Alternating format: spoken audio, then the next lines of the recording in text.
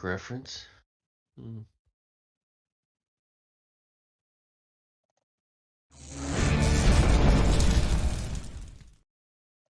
Chaos. Oh, these are just...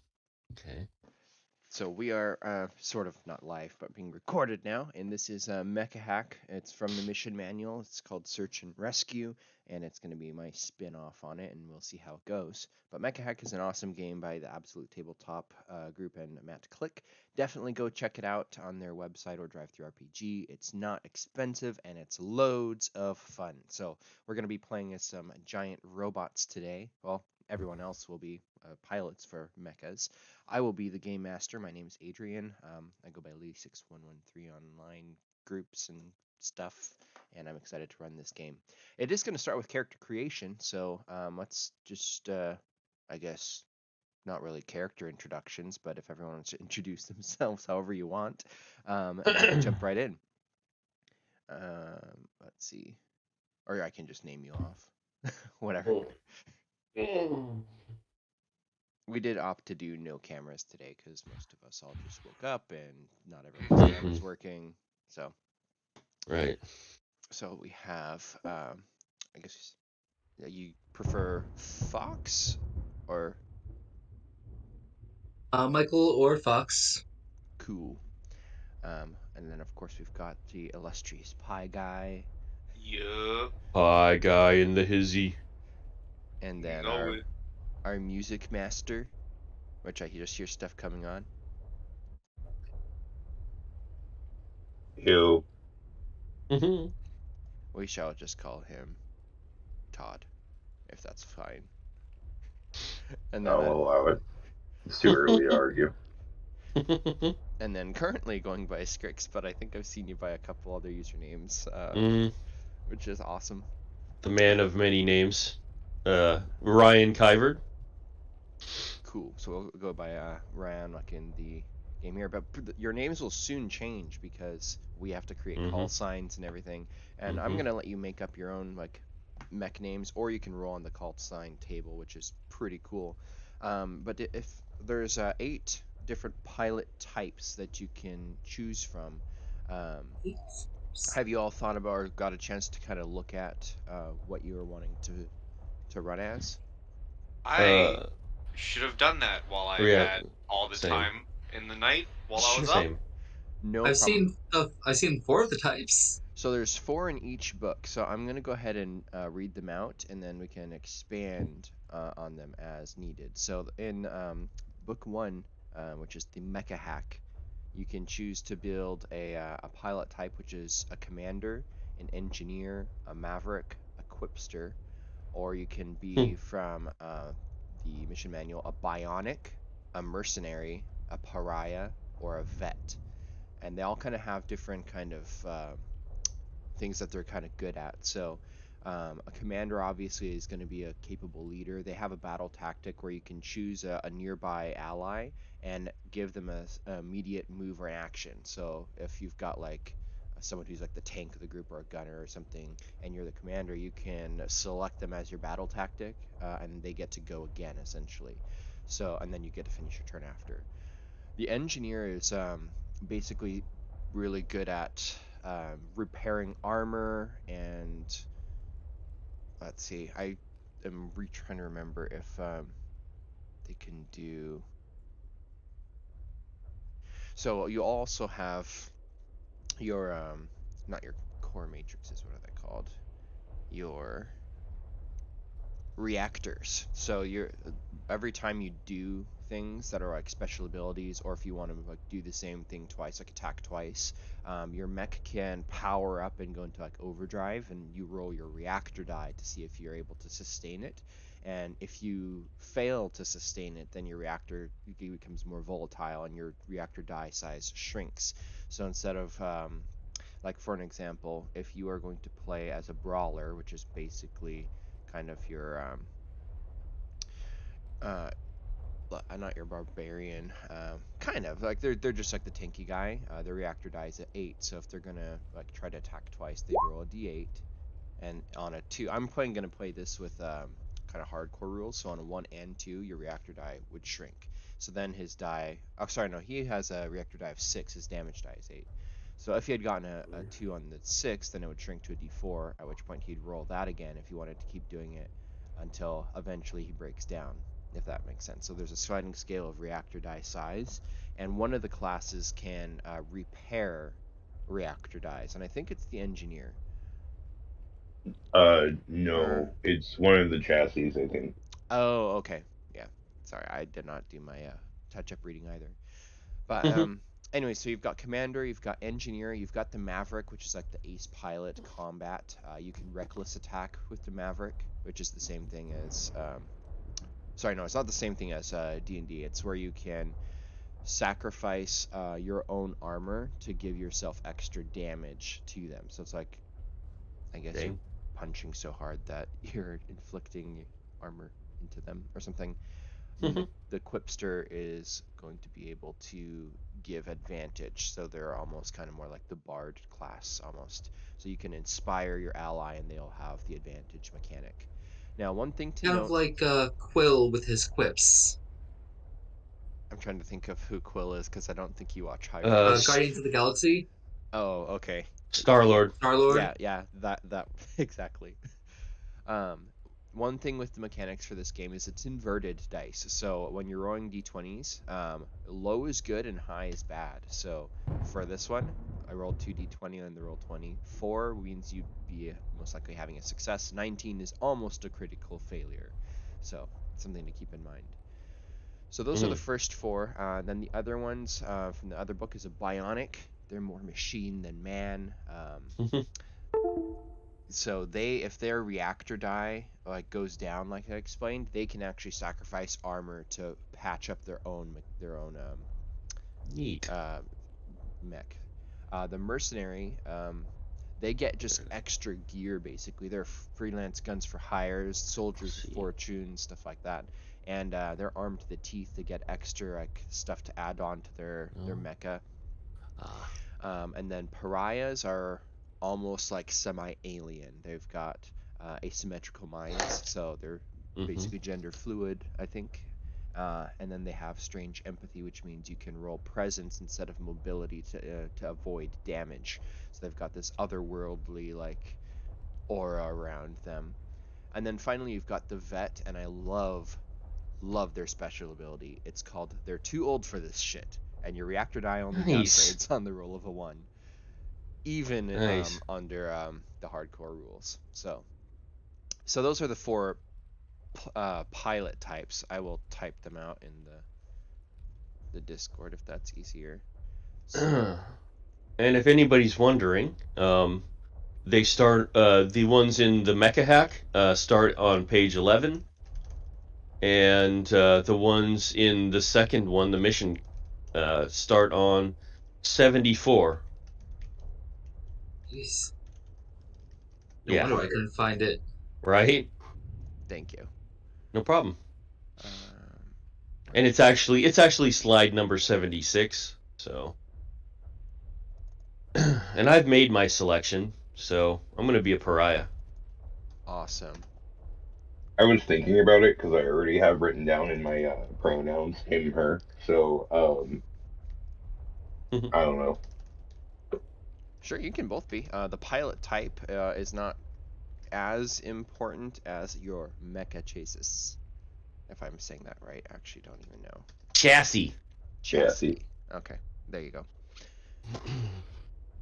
So, if everyone's made their selection on those, the actual type of mechs that you can run as are going to be... Or sorry, what was that? Any questions? I think I'm going to go with the engineer. Okay, fantastic. What do I want to do? You know what? I'm gonna be the ace pilot. I'm gonna go Maverick. Absolutely awesome. Mavericks are super important to have in the fire team because you can shoot a lot. Okay, so it sounds like we've got 2 pariahs, an engineer, and who am I missing? Maverick. I'm the Maverick. Right. Okay, perfect. Now for the classes for your chastities, you can be a brawler. And for these, you probably do want to jump in the PDF to those pages, so you can see, because you can see what their hit dice are, their damage dice, and their reactors. So the Brawler can do critical damage. They can charge strike, which means they immediately move an extra space up to an enemy. And this game, if you look at the reference guide, there's range bands instead of like battle maps. Well, you can play with tabletop battle maps, but we're doing Theater of the Mind. So everything that you can like immediately in your space is close, and then nears are directly next to you. So it's like the adjacent space. Fars are what you can kind of still shoot at, and then distant is you have to kind of get to, if I remember correctly. Right. So Brawler, Scout, Striker, Titan, Auxiliary, Colossus, Hybrid, and Vanguard. Those are the 4 classes, or 8 classes. All right, let's take a look here. Oh, I didn't see those last ones. Are those on the other PDF? Yeah, so those directly follow. They're what, page 79, 77, Yeah, they 78. directly follow the pilot styles. So I'll type them in chat too for reference, but you're gonna probably want to choose based off of actually, whoops. I think I kind of already know what I want my mech to be. Awesome. I'm Soon thinking Scout. Oh, the Hybrid is the Barbarian. Yeah, I'm liking Scout. Nice. Sounds good. Vanguard.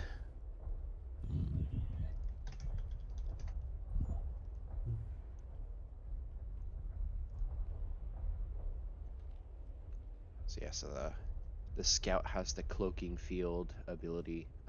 You can ambush. Yeah, it's very roguish a little bit. And you've got D6s all around for weapons, armor, and die. I like that a lot. I like being able to go invis. So I'm gonna do Scout. Yeah. Okay, perfect. So the next step for you is you get a module, and so that is kind of like extra booster abilities that you can have statted your mecha with. So there's some in both books, but they're kind of following directly after the classes. So if you go into skip call signs, because we'll do that last. But modules, there's offensive, defensive, and utility. And you can go ahead and pick one. In the mission manual, there's a couple more there as well. Modules start on page 83 of the mission manual, but they have a couple more. Assuming we want different mechs for the thing, I will go with the Striker. Okay. So we have... There's more.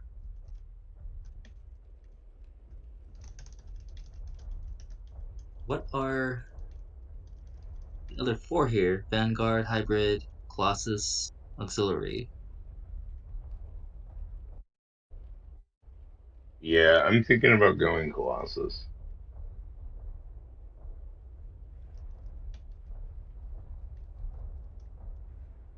Wait, what?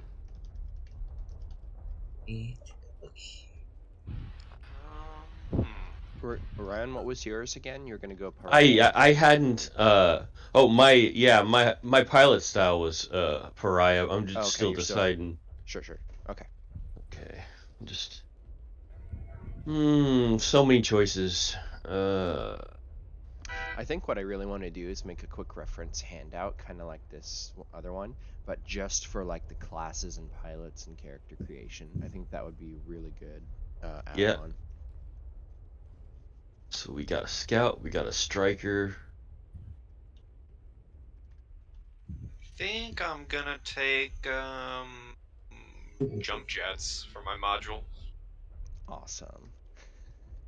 The Hybrid sounds terrifying. Yeah, I was just reading that. I don't mind if you guys overlap your mechs at all. Like, do whatever you absolutely want.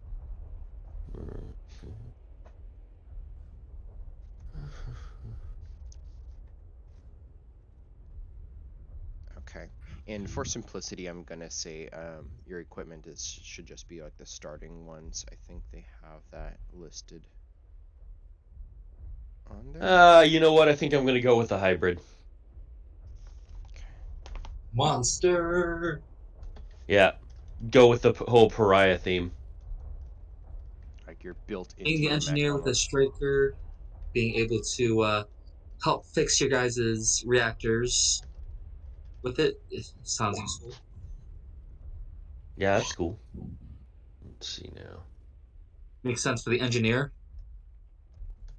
Chassis. Yeah, that engineer striker combination's really good.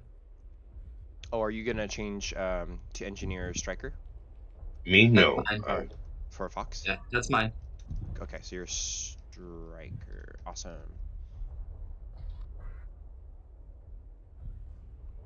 Oops, that's a lie.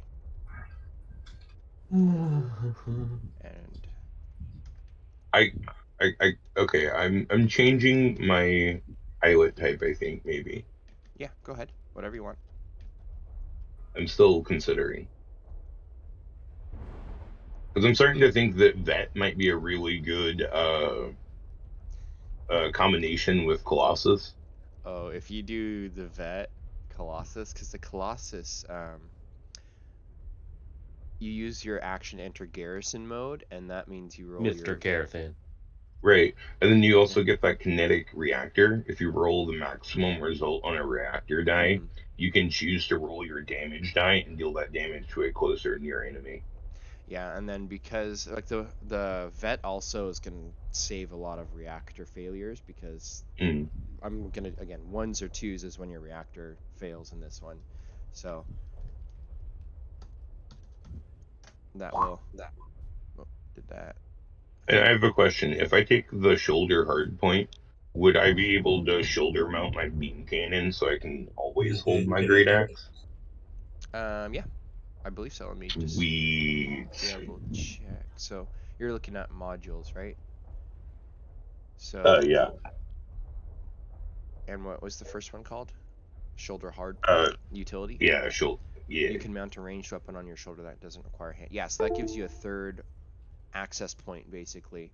And then Right. what was the other? Or what I was kind of thinking is using like keeping my great sword in my hands and then having my like beam cannon on my shoulder. Yeah, yeah, for sure. Because you basically have three accessible arms to use. Yeah. Yeah, that's awesome. Um, so if that sounds like everybody's got like their pilots in class, everything figured out. Everybody gets the extra mod or the module to start with, and then I'm gonna have everybody roll their hit points. And for us, we're gonna be using, well, at least some of us are using Devin or Heroes cosplay from our Discord. She has a store where she makes dice, and I'm gonna use the ones that she gave to my wife Rebecca. And so, if everyone wants to roll real dice for this game, you absolutely can.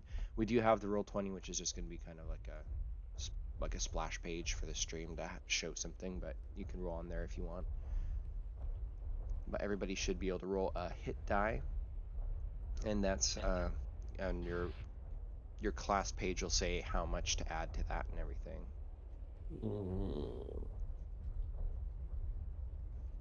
Alright. Scout is a d6 plus 4. If dice don't fail me. So the damage. Oh, the hit die is what we roll. Yes, and then you all like a striker gets +4. I think everybody actually gets +4. Okay, so I'm starting out with 7 hit points. Okay, awesome. Rolled a 3. The dice failed me. I got a 1. Oof. So you get 5. So I have 5 hit points. Jeez. So I need to roll my. You know what? It's acceptable. I'm scout. I'm fast. I'm maneuverable. Yep, It's and fine. then you also have armor and stuff. I think everyone starts with 3 armor. Yeah, I have light armor, which says You 3. you get something that will. So I start out with heavy armor, which is 5 plus Yeah. 5. Yeah, 5. Oh, plus 5. So you have 8? Or I think it's Yeah. just... Let me see. Oh, my dice did not fail me. I got an 8. So you are very tanky. I love it. Yeah, Striker. Okay, so yeah, plus 3 and plus 5 armor points. So So starting hit points is 8, 1d8 plus 4, so I got full hit points. Oh, you rolled an 8. Yeah. Okay. Nice. I thought, yeah. I thought that was the total. Wait, why am I in striker? Total is oh, 12. did I put you on the wrong Right. one? Or no? For- Oh no, I think it's fine. It's not me. Like, I just got lucky on that roll. Yeah.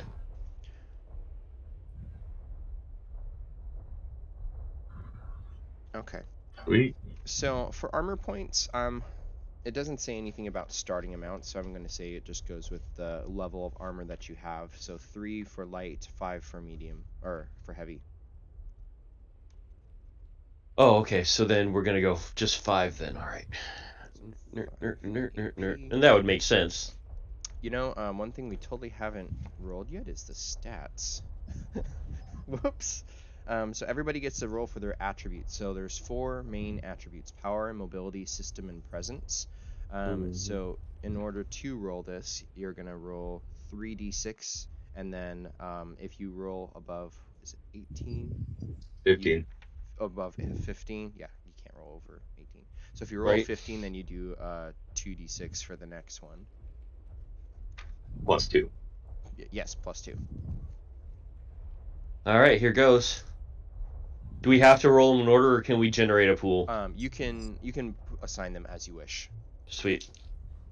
All right, on the first one, 14. 12. All right, I'm just gonna make a note of these in notes. So 12. Ah. 9.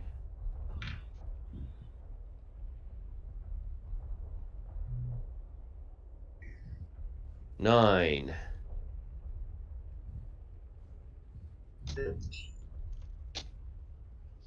Okay. And 8. Wow. Okay, so I guess 16 on my last roll. Nice. so. I'm gonna go ahead and slap one of them 9s into power. Actually, make it a 10 because I get plus 2 and 2 presence and plus 1 to the other one of my choice. Yep. You get your attribute bonuses based off of your pilot. 14 and 9 system, 8 mobility. I got double 2 sevens, a system, 13, and an 1 to 11. mobility. Okay, and my hit die was a D6. Okay, here we go. Damage die was what? Yes, D10. Wonderful. That's awesome. D10. And then reactor dies at like a D4, I think. For you are A D6. hybrid. D6. Yeah, D6. Yeah, I don't think any of them start out with a D4. All right. Right, D sizzle. I got my stats. Okay, cool. Mine aren't too bad. My lowest is a 9. So everyone should have their HP. Their armor is going to be determined by which ones they have at start, which I'm actually trying to see where the starting gear is listed, because it says you can, if you didn't use your trace's starting gear, so it's obvious. Starting. There's each one has starting gear on its Oh, I'm looking at on the its pilots. character. That's Yeah, got it. It's the yeah, it's the chase. the The max. chastity. Okay.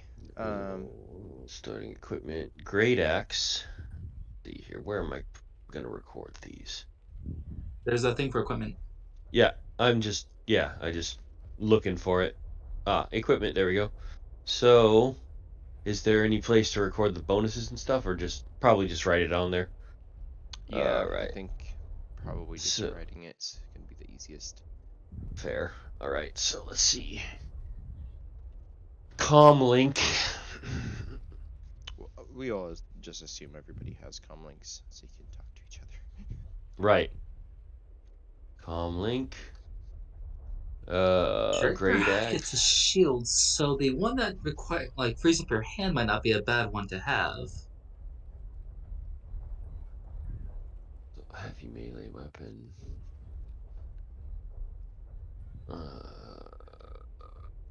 +2 attack and damage.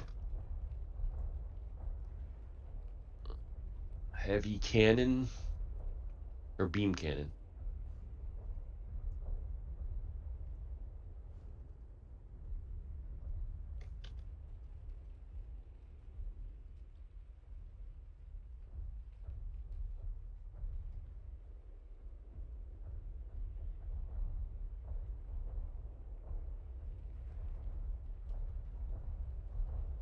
Okay. So does everybody have like their stuff? Is everyone on gear, or is there anyone working on something different? Any questions? My only question is why wasn't I told of this sooner?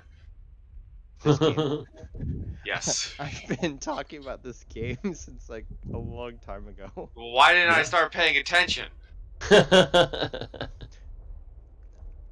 I love how like with this game, the first time can be a little wonky when you're just not used to it, but once you kind of get it, like the concepts down, you can bust out a character in like 5 to 10 minutes easy. Oh, yeah. And then you can just like go ham and play games. I know Matt Click ran actually a campaign in this game. I don't know if I would have the time to do so, but there's a lot of fun stuff that you can do. Well, I'm, now that we have it, now that we're learning it, you have a little bit more ability to do it than you did before. But yeah, still. I'm gonna hit you up with a plug, my dear friend, and say that I'm gonna have to go back and watch your old one shot into the wild. Oh, that one's kind of sucked. The second one that I ran, which was called Meteor Shock, that game was pretty awesome. But it got deleted off YouTube, unfortunately, and I don't Rip. have a recording. Yeah, that was a pretty good game, though. Yeah, there was a mega asteroid hurtling towards Earth, so everybody had to go over and plant a nuke on it to blow it up. And when they Oh got to shit, So Armageddon. like Armageddon. yeah, but they were successful. But when they got there was actually an alien spaceship that was like actually trying to blow up Earth, and so they had to fight it, and then it was fun. Dope. I'll have to run that game again, maybe. But I just got the mission manual, which has like, I don't know what, 40 missions. I Ooh. selected 3 that I want to run, so we're starting with this one. So does anyone have questions on the character creation process? Or are you all ready to roll character names, or do you want to make up your own names? I already made up my own goal sign. Cool. Same. The call sign is the name of the mech, right? Yes. Okay, I got mine. Might I get them, please? Maybe. No, just kidding. If you want, you can wait till like actual character. No Let's just start. worries. I was just joking. My call sign is Thanatos. Oh, I love it. Mine is Grim Reaper. Oh. Reaper or That's- Reaver? Reaper. Grim Reaper. Nice.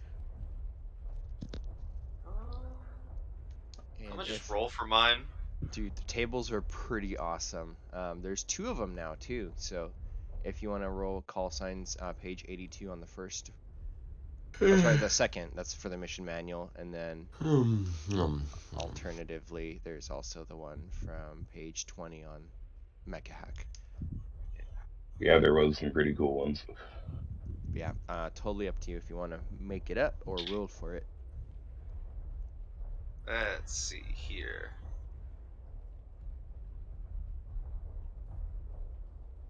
Okay, so for the forename, it's gonna be Onyx. Nice. And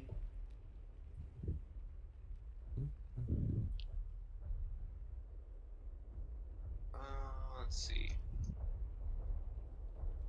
Okay, my mech's call sign is Onyx Edge. Sweet. Love it. Nice. Sounds cool.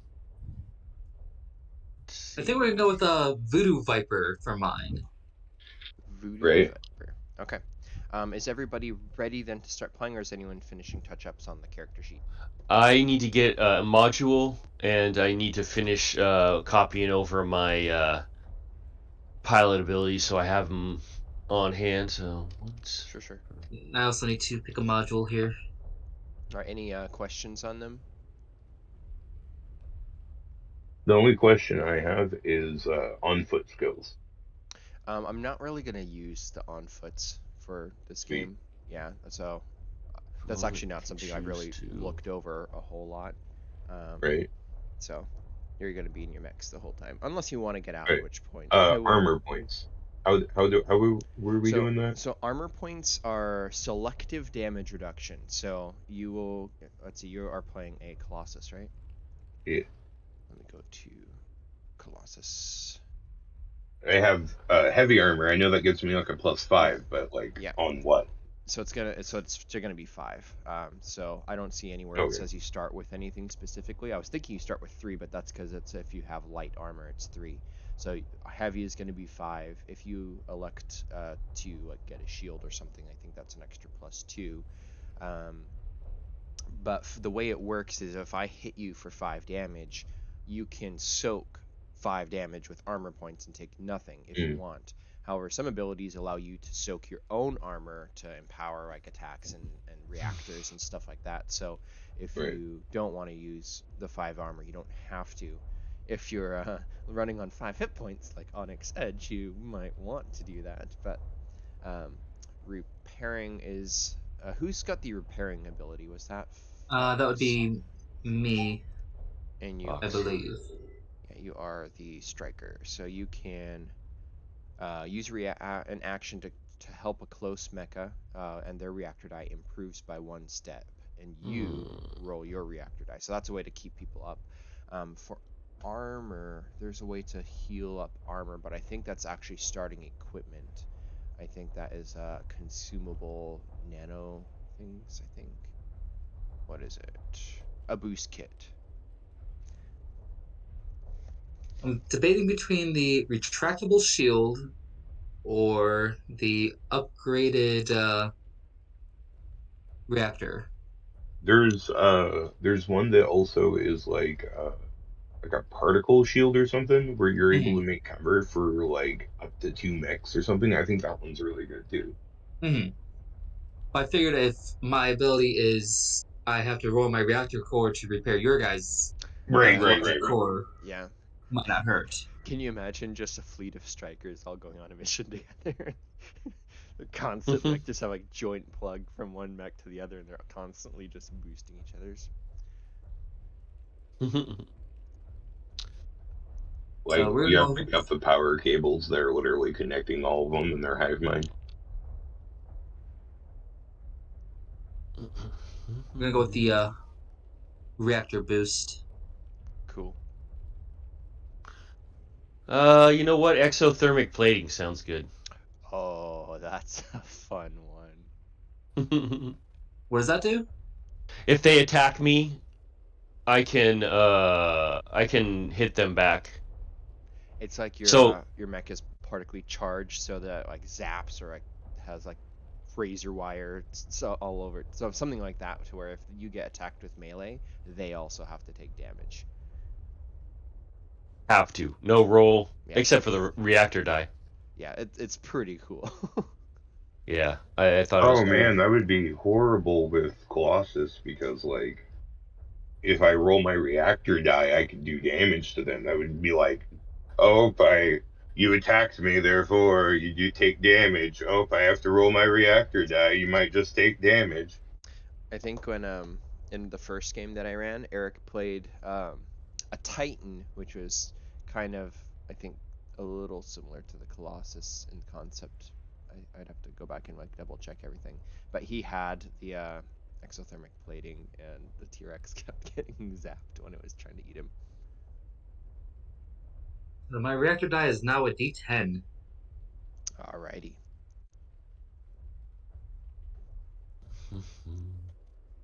So, I think we're pretty close, guys. You guys want to Yeah, we're getting there. We're getting jump there. in, or anything else that we need to kind of touch up? I just need to, again, write it down so I have it as a reference. What's Zeta points? It's like inspiration. It's like you can re-roll a die and stuff. Everyone starts with one. Okay, put one in that sumbitch. All right, and chassis ability. Guess I ought to make a note of that. Monstrous Mecha and Maw Beam. Are you the hybrid? Yes. I forgot about that. That's awesome. Yeah. It's cool. It might be bad for everybody if I overheat, but we'll see. Oh my goodness, I played in a game where the hybrid did overheat, and it was an underwater geez. game, so we were all like sub mechs, Uh-huh. and we were trying to take down this robot submarine thing, and then the hybrid started like blowing everybody around it because we were all in melee with it, so we were all in Right. the same zone. It was kind of awesome. Nice. All right, so save it. I think I can import it so you can take a look if you wish. I will tell you I'm not going to bother. Everyone All right. I think did good enough. Okay. This sounds like it has the capability, or it just blatantly is, to be a very cinematic system. It is. It's geared towards that, and I can try to do maps and stuff, but I honestly don't think you need to. So, like the only thing is like for like distances and everything, but it's so simple. There's just the 4 range bands, and it's gonna be pretty awesome. So what's the pilot record? And also, oh yeah, we're not worried about foot skills. Yeah, foot skills we're gonna skip. Pilot record is like your history. If you want, you can roll a random kind of before this. What were you if you want, or if you just want to kind of have your own background in a couple words, you can do whatever you want. See. Yeah, I just went with the lone survivor. As the vet, he's seen too many of his people die. He's getting too old for this shit. Right. That's perfect. He's pretty. Zarix is pretty much a visitor. He visited, and now he's fighting.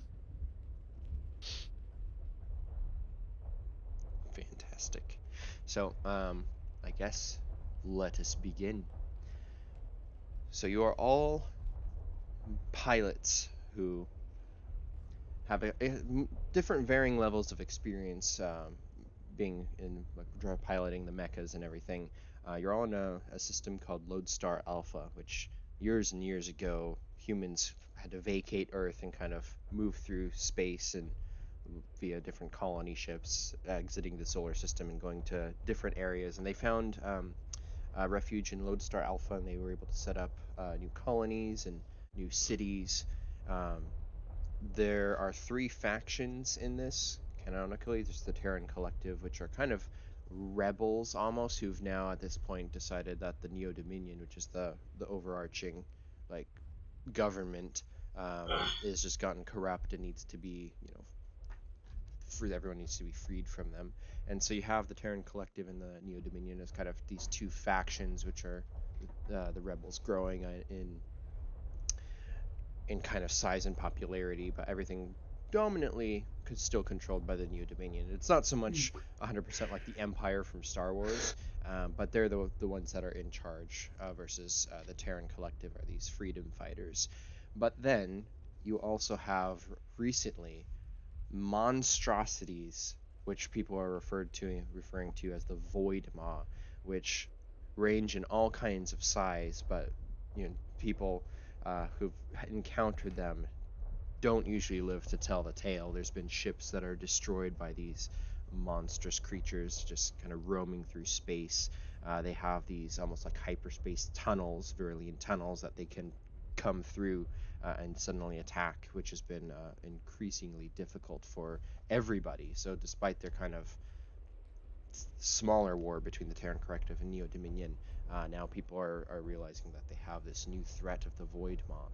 So you are all located on a beautiful planet called Caddy, and it's one of the most sophisticated, shining cities, the center of research and knowledge, and just everything's like high tech here. And you've lived fairly peaceful lives of recently. Any of the skirmishes between the rebels, the Terran Collective, and the New Dominion haven't really affected here too much, at least not visibly. And so you're all just going about like your day-to-day lives, kind of. No, well, let's actually have you guys tell. Are you actually in the military at this point, or are you just kind of running mechs, your mech as? Is it like semi-retired, or are you doing it for just more non-conventional work, or what brings you? What are you currently doing? Probably military for me. Zarex came to this world and fell in love with it and wants to defend it. So he's joined the military. Fantastic.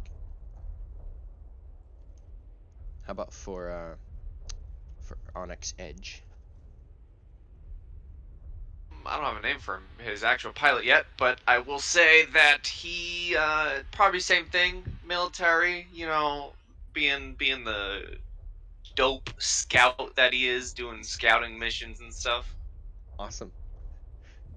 Well, this is kind of going in an interesting direction. How about for Todd, the Grim Reefer? My pilot, Ryu, often referred to as just simply Major, um, has been in the military for a while. They've been defending this planet for as long as they can remember. Um, they, are just doing their thing, getting tired. Of this shit. How about for Voodoo Viper? Are you also in the military? We'll just make you a squad. Might as well. Yeah, why not? Gets us together super easy. Excellent. So, Pilot name will be Viper. okay. So we've got Zarek's Viper, Major, and I think I'm That's at missing. least their code name.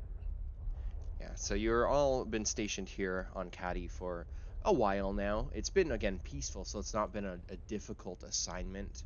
Your skills may or may not be getting rusty, as training exercises are not too common. There's a lot of talk of the rebels and stuff with coming up against it. And well, despite your own beliefs, you are in the service of the Neo Dominion, as almost acting more of a police force rather than a full-on military. But you have some capital ships that kind of fly around the belt and kind of keep everything safe from any rebel Terran Collective attacks.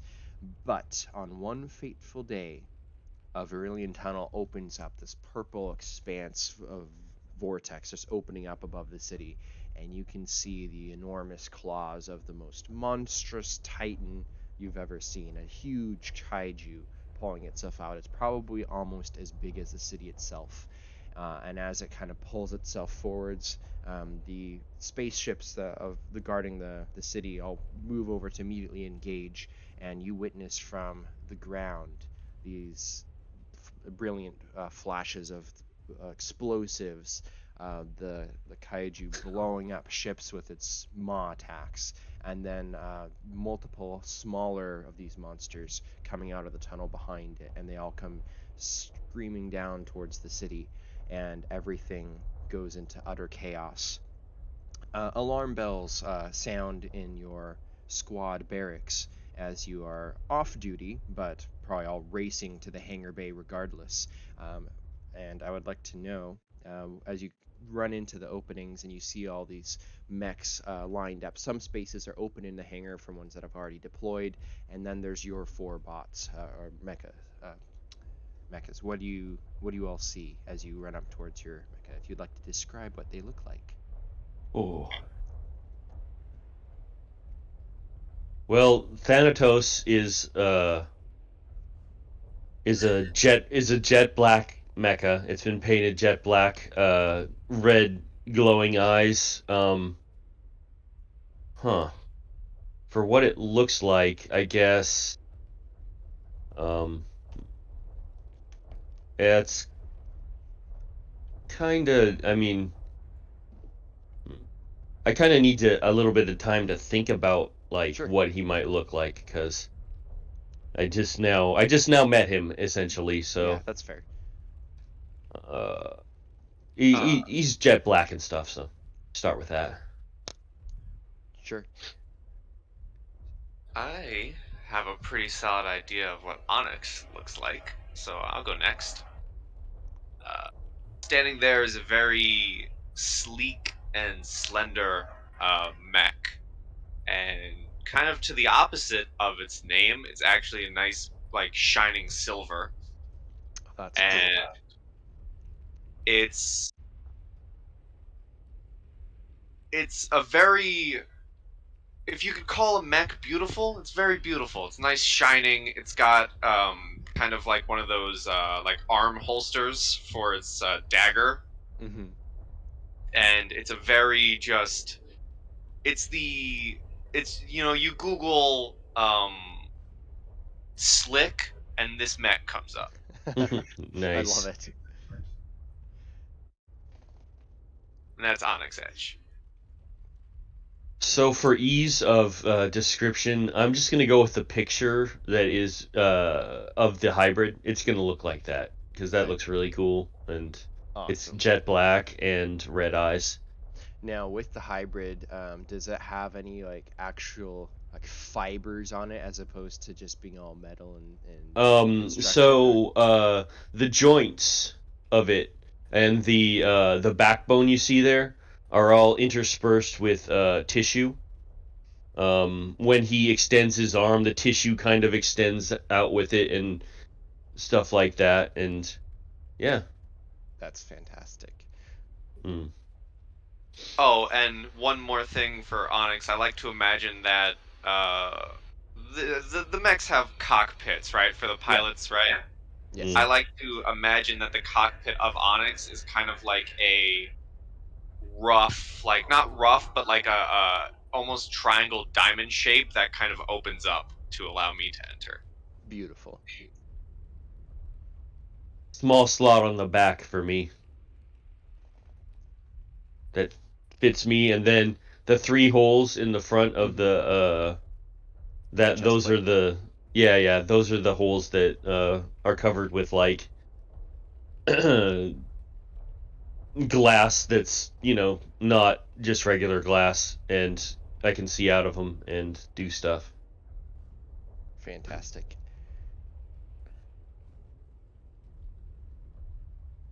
How about for Voodoo Viper or the Grim Reaper? What do these mechs look like? So Voodoo Viper again looks similar to the image because I can't really describe how exactly it would look, but the colors would be like black and green, kind of like a viper type of coloring, Sweet. and they call their sword strikes a viper strike. I love it. And their shots from their let's see, what's their item? From their submachine gun are viper bites. Fantastic. And then how about for the majors? So I imagine my mech being one just huge, and it's like an upper torso, right? Mm-hmm. That usually it's using the two arms to like carry its great sword. The shoulder mounted like beam cannon. Um, its legs are like spider like almost. The Okay. the like in tips are drills, so that when it goes into its garrison mode, it just like drills into Oh whatever my surface. god, that's amazing. Um, It has kind of like a almost like chainmail underskirt from the torso to the like the spider legs. It's painted like a pearlescent like greenish purple, depending on how the light hits it. Except that the majority of it, from wear and tear of use over a long time, has started to chip off and like reveal gunmetal gray underneath. Um, He's never really had the time or bother to really repaint it. My cockpit is like a sphere with inside the head that opens up from the back, and when I step in, it like grabs my like back and connects to like my suit or whatever that I'm wearing, and then like encapsulates in, and the sphere is like screens that allow me to see from different camera points as I look around. That's amazing. So as you all kind of rush into this hangar, the hangar's been modified to house this Colossus mech because the other ones are kind of fairly normal size for a mech, but the Colossus just towers high above, and you can see that the angled ceiling has been retrofitted to be able to house on the left side a much taller mech. The big garage bay doors are already open, and you can see outside the purple sky with the tunnel open and these huge capital ships that surround the city, just circling around, shooting at this enormous kaiju. For everybody who's kind of takes a moment to pause and look up out the view of the garage door base opening, you can see how destructive everything is going on with these like flaming meteors of broken apart ships and these like armored carapace pieces of the kaiju that some of them have been destroyed are just flaming through the air, raining down on the city. And you can hear the distant sound of explosions, some further than others and some closer. But I would like everybody at this point to roll your first test of the game. So this will be a d20, and then looking at kind of the most applicable for the character sheet.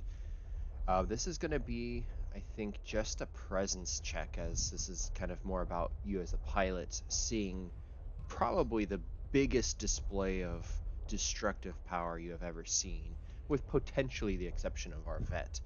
But everyone, please roll a presence check.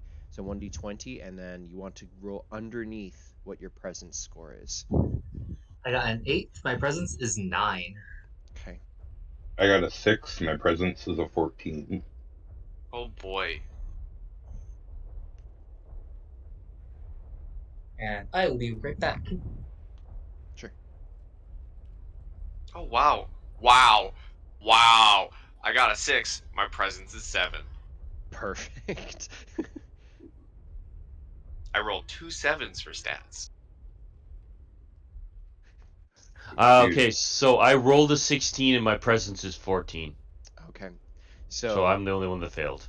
Yeah. So Xerix, you are a pariah, and as you step out into the hangar and you look up, you feel kind of the vibrations of this combat, even though it's so far away. It's almost like the echo of all the screams of the people on this capital ship from your own city here, just disintegrating as the maw just opens up from the enormous kaiju and blasts it apart, and you feel the sound of hundreds of voices screaming out in terror and are suddenly silenced, and you're just kind of like paused for a moment. I was waiting for that. Yes. Seeing my buddy like kind of like flinch at this, we'll be like, "What, man? This is just another Tuesday." Yeah. For Xerix, you feel this deeper than anyone else of the death of compatriots, and you falter for a moment. But as Viper and I don't know if I ever got Onyx Edge's name. Did you have a name No, or but no? I did come up with a name. It is Jack Miller. Jack Miller. So That is so as you see, Viper and Jack and the Major kind of looking over. It's like when the Death Star's blowing up and those Imperial like officers look over at Luke and Darth Vader and they just keep running. It's that type of thing, where they're like, no big, like it's a big deal, but like we don't have time to pause. And Xerix is the only one who kind of runs to a stop, looking up and just kind of watching this major explosion. Um, Does anyone shout over to Xerix? I think Cookies. I think. What Oh was? yeah, I like look back, like not really noticing like what's going on because it's just another Tuesday to me, and then like noticing that like it's affecting my friend, and, like looking back and being like, man, it's a Tuesday, let's go. Right. I think Jack, while in full sprint to the to his mech, would, without even looking back, would just shout, "This is what we trained for! Come on, snap out of it!" Viper, while running, is just like, you know, I enjoy a good explosion too, but we don't have time for this. So Can I say that I just shake out and yeah, absolutely. okay, Yeah, this is awesome. just kind of more of a character moment of kind of looking up, and you all begin to assemble into your mechs. For those with the cockpits that are super high up, there's the lift elevators, which are almost like drivable little ones that they pull up to your mech and then immediately start shooting up. And as they drop you off into the cockpits, the lifts kind of pull away and start to shrink back down, and you all boot up your mechas for not the first time in a while. You're usually go in your ships probably at least a couple times a week for either routine patrols or training exercises. So getting in them is very common. However, as you boot up your displays and you see the systems panels showing you like the vicinity of actual enemies and stuff, that's not a little bit new. So your comms come to life and you hear the stressed commander. His voice comes over and he says, "Our capital ships are in the process of luring away the big one, but all the smaller kaiju which have dropped down into the city need to be exterminated. Um, I need your fire team to go to the research district and defend the hospitals over there, and with specific there's a specific building that you might need to go in and retrieve one of the main computers. But for now, just get over to the research facility and make sure that there's none of these kaiju in the streets." And with that, he turns over to another monitor to address one of the capital ships, which is engaging the huge beast. The comms kind of flicker out, and his display vanishes in the holo.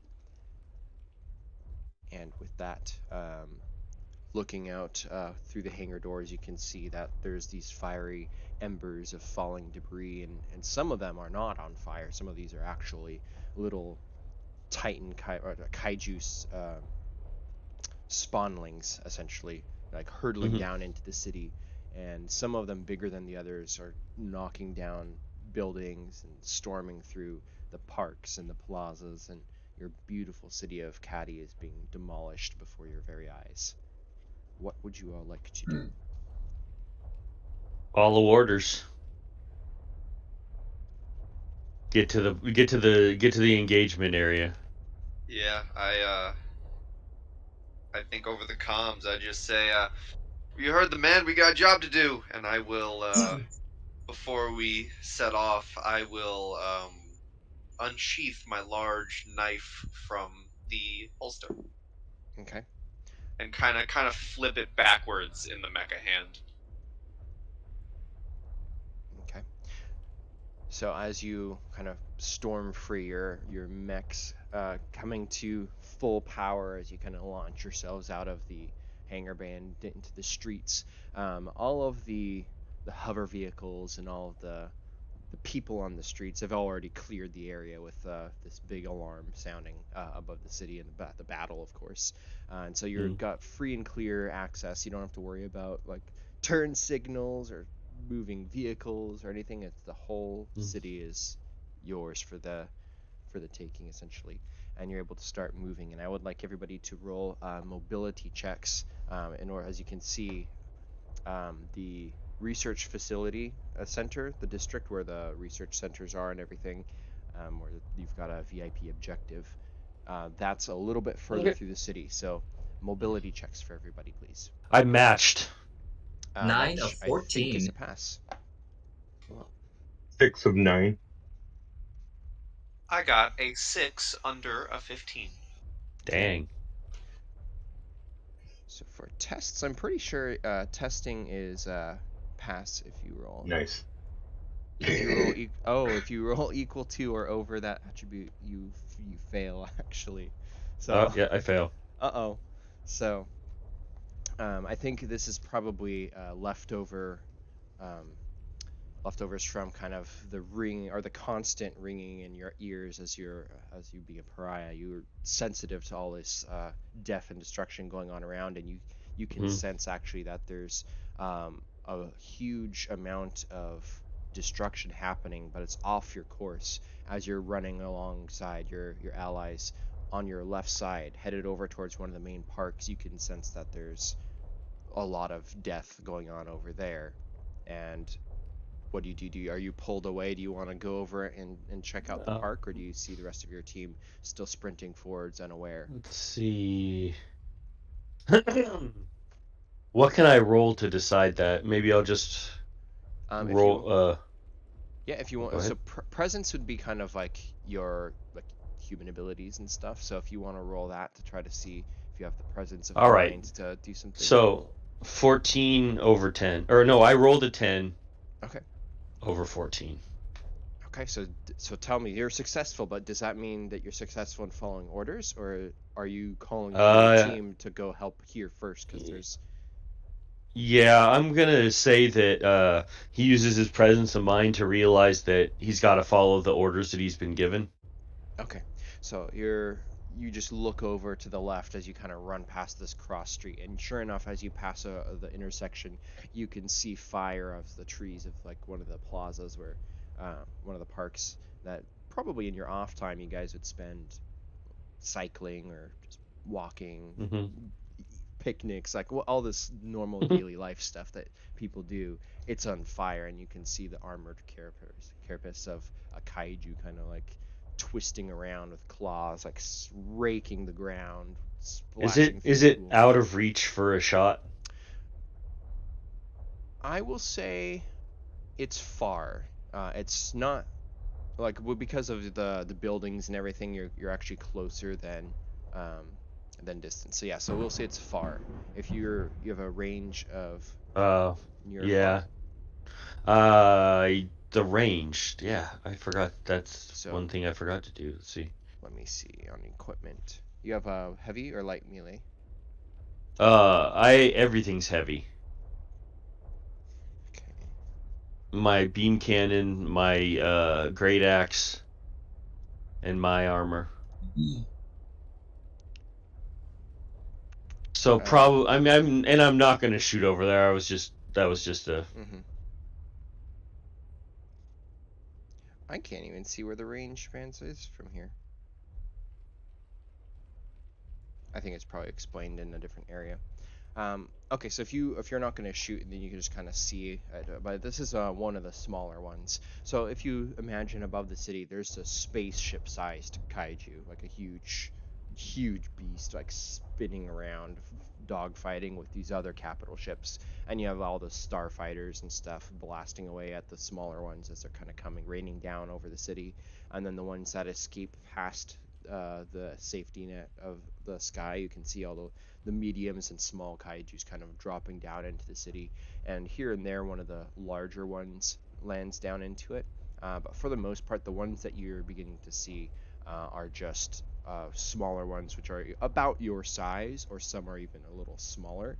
Um, but as you're moving through, you're getting to the research district, and you can see that up ahead is plumes of smoke.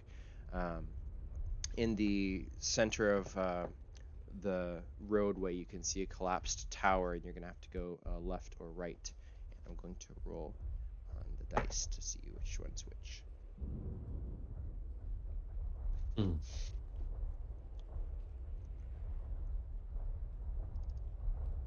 So to the left, you see the streets look relatively normal. However, there is this kind of like a wave is splashed over it from, and it's like of a different color. It's almost like a green ooze or water has kind of spilled over from the wreckage of the building, and you can see it kind of sizzling and steaming on the ground.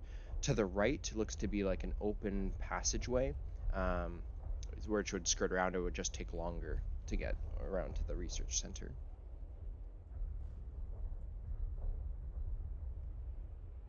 We better go the fast way. Just as a notice, real quick, I'm taking over for the music job for a hot second here. Yeah, go for it. There's music. I think it's just From background Groovy. storms. You might have Groovy turned down, Myth. But now we're getting into it.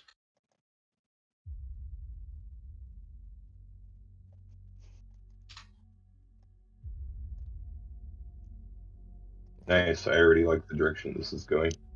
So you can see almost like a fire hydrant's been like smashed over and like this water flooding over, except it's green and it's not as quickly moving.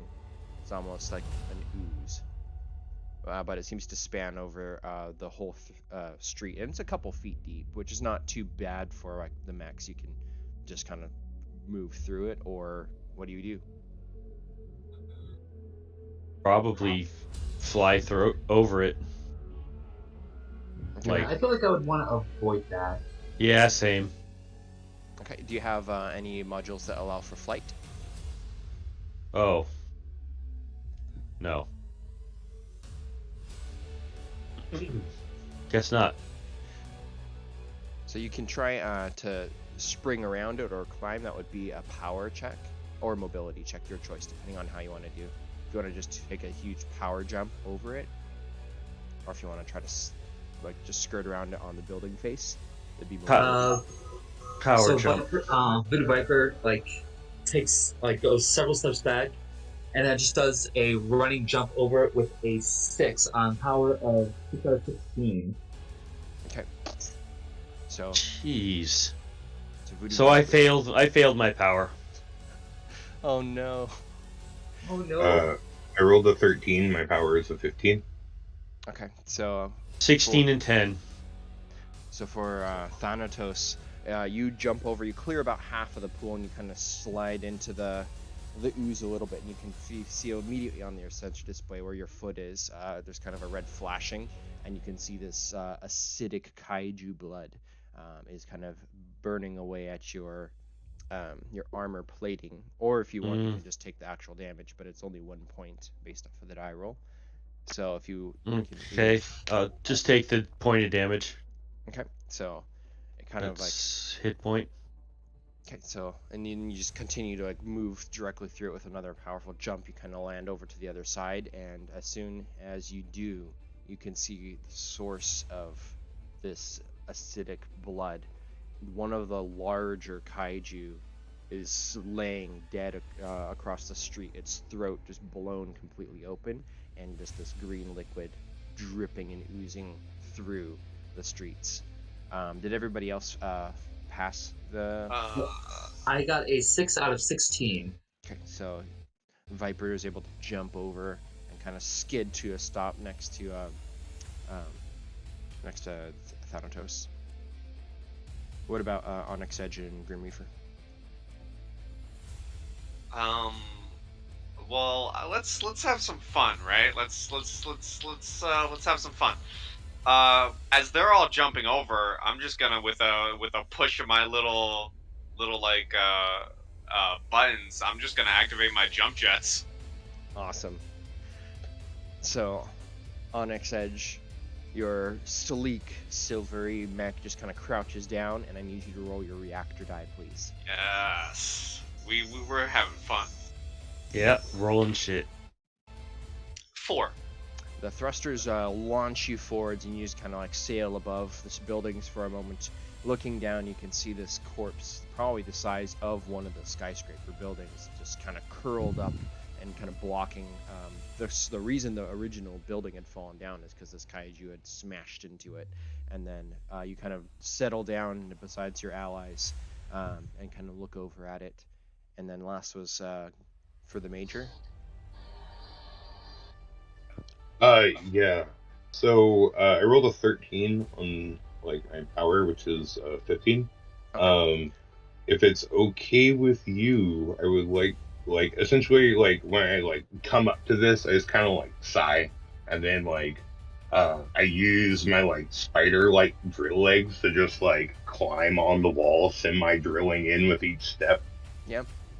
You can, and you're also so large that it only takes a few seconds to like cross over the surrounding area Right. where this pool is like sizzling, and you can see beneath it like the concrete of the ground is actually like beginning to disintegrate as the pool is just bearing itself downwards.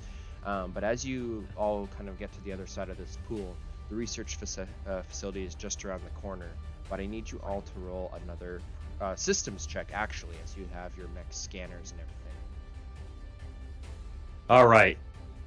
9 out of 3, or 3 out of 9. Awesome. 9 out of 16. Ouch. 17 out of 13. Yeah, my mech may look sleek, but still, we got a little rust every now and then. I got a 16 over a 7. Okay, so you're all still looking at the map on your holoprojector inside your mech, trying to see the fastest route to get to that research facility again, when Xerix, again being kind of this pariah, you have these sensations that other people don't have, and you can feel the danger coming almost before it even like is visible to anybody. You look around and you can see from the kaiju corpse splitting through between the scales, this gap opening up, and you can see this arm reach out, this claw pulling itself out of the body. And then a moment later, Viper kind of like sees a flickering red sign on her map display. And what do you both do? As you can see, not one, not two, but 3 of these mini kaijus pulling themselves out of the corpse. I'm going Drop to. my machine pistol and start shooting at it. Or my machine gun and start shooting. Okay, well, I'm gonna I'm gonna yell over the intercom. Enemies coming. Okay, and as you notify everybody else, that will allow them to go beforehand as well. Viper, pulling out or lifting up your arm. What is your machine gun? Is it an actual like held one, or is it It's a submachine gun. And is it in your body, or do you hold it, or what do we see? I would say she was probably, or he, she, they, whatever gender I didn't give them. They were basically carrying it out of the hangar. They're non-binary. Yes. Okay. They were carrying it out of the carrier with them on the mech. Okay, so you see these giant mech arms holding this machine gun, and because of your size, this submachine gun is almost like the size of a battleship gun, except it's like very high rate of fire and the explosions are enormous. So normally you wouldn't be able to use this type of gear in the city, but the city around you is burning and destroyed. There's all the glass is blown out, structures are toppling over, smoke is billowing from the ones that are standing, and you just let go a salvo. So please go ahead and roll your attack for machine guns. That'll be rolling mobility.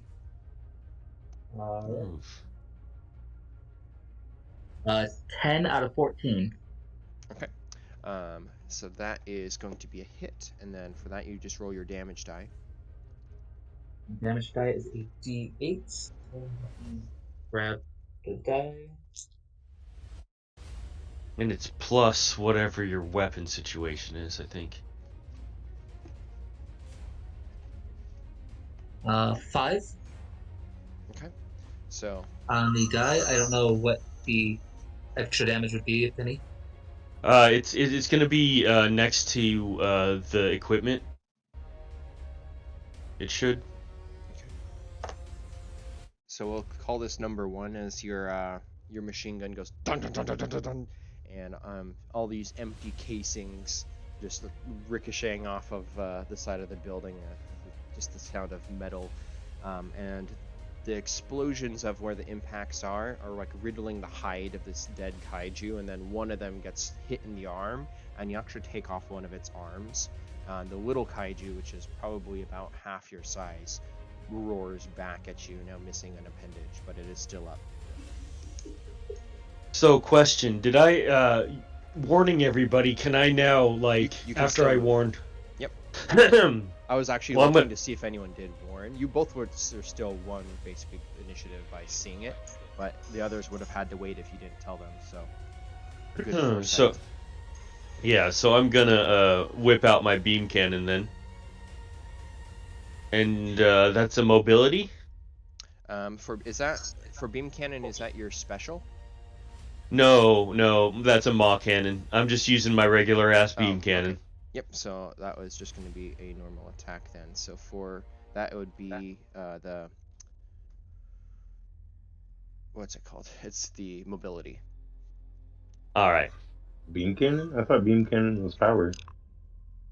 It's heavy, so it would make sense that it would be power. To me, Sure. at least. Yeah. Go ahead and roll Okay. power. I'm All right. trying to pull it up right now, but I think 3 out of 10. okay. So that's an absolute hit. Are you shooting a new one or a different one? Let me just roll something real quick. Oh, that's not much help. Okay, so it's going to be a new one. Okay. And D10 plus 2. Okay. Oh, crap. 5. 5.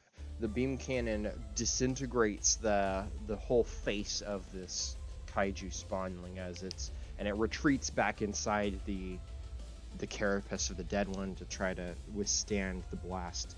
But as your beam ends, it kind of resurfaces and you can see everything's melted off except for one eye, and then it pulls itself free. It's still alive, but now missing its face.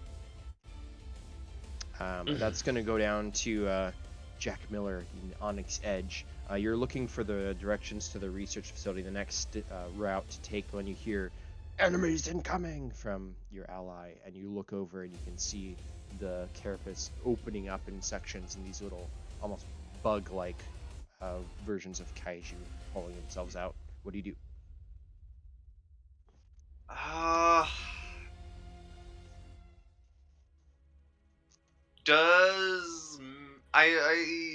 Does MechaHack allow you to hold until something?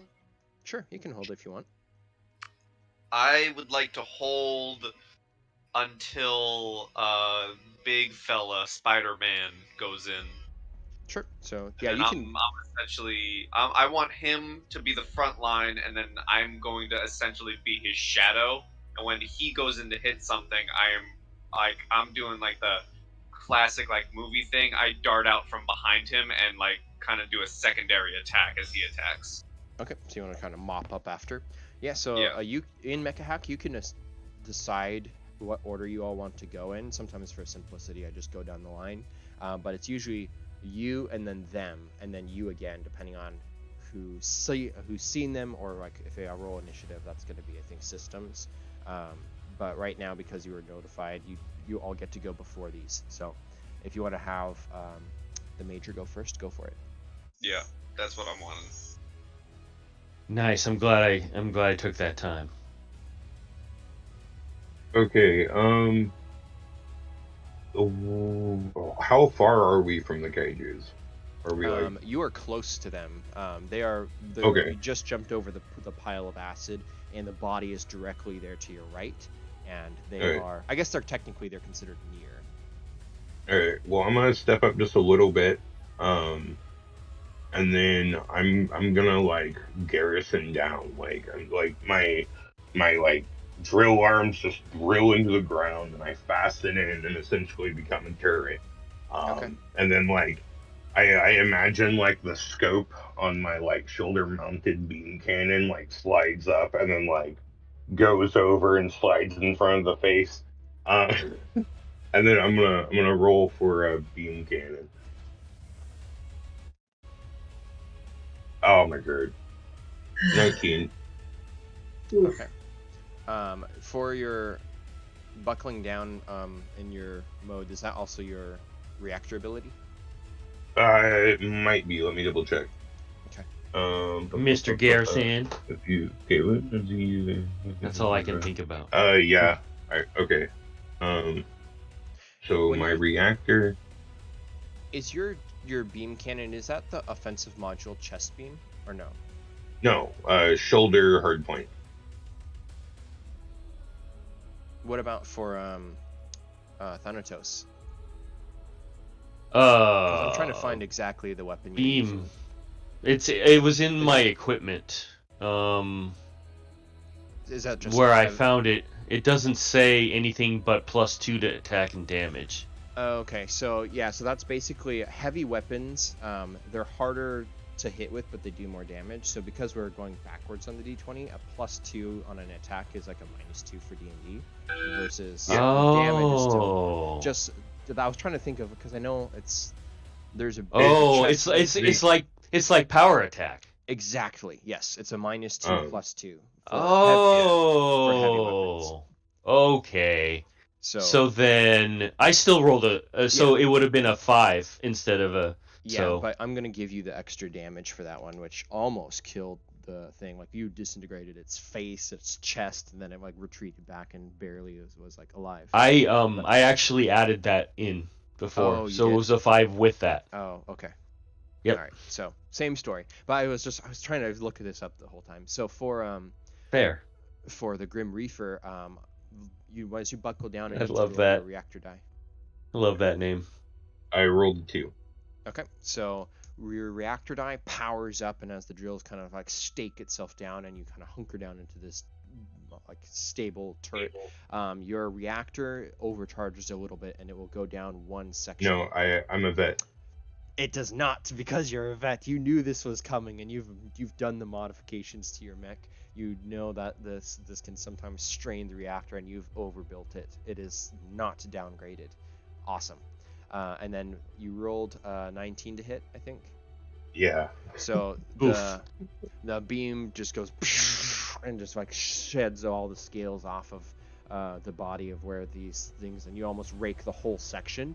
But 2 of these little kaiju spawnlings have retreated back inside, and they're able to shield themselves successfully from the carnage. And as the mob or the beam settles and kind of you kind of take a look at to see the damage done, you can just see the corpse has been mutilated.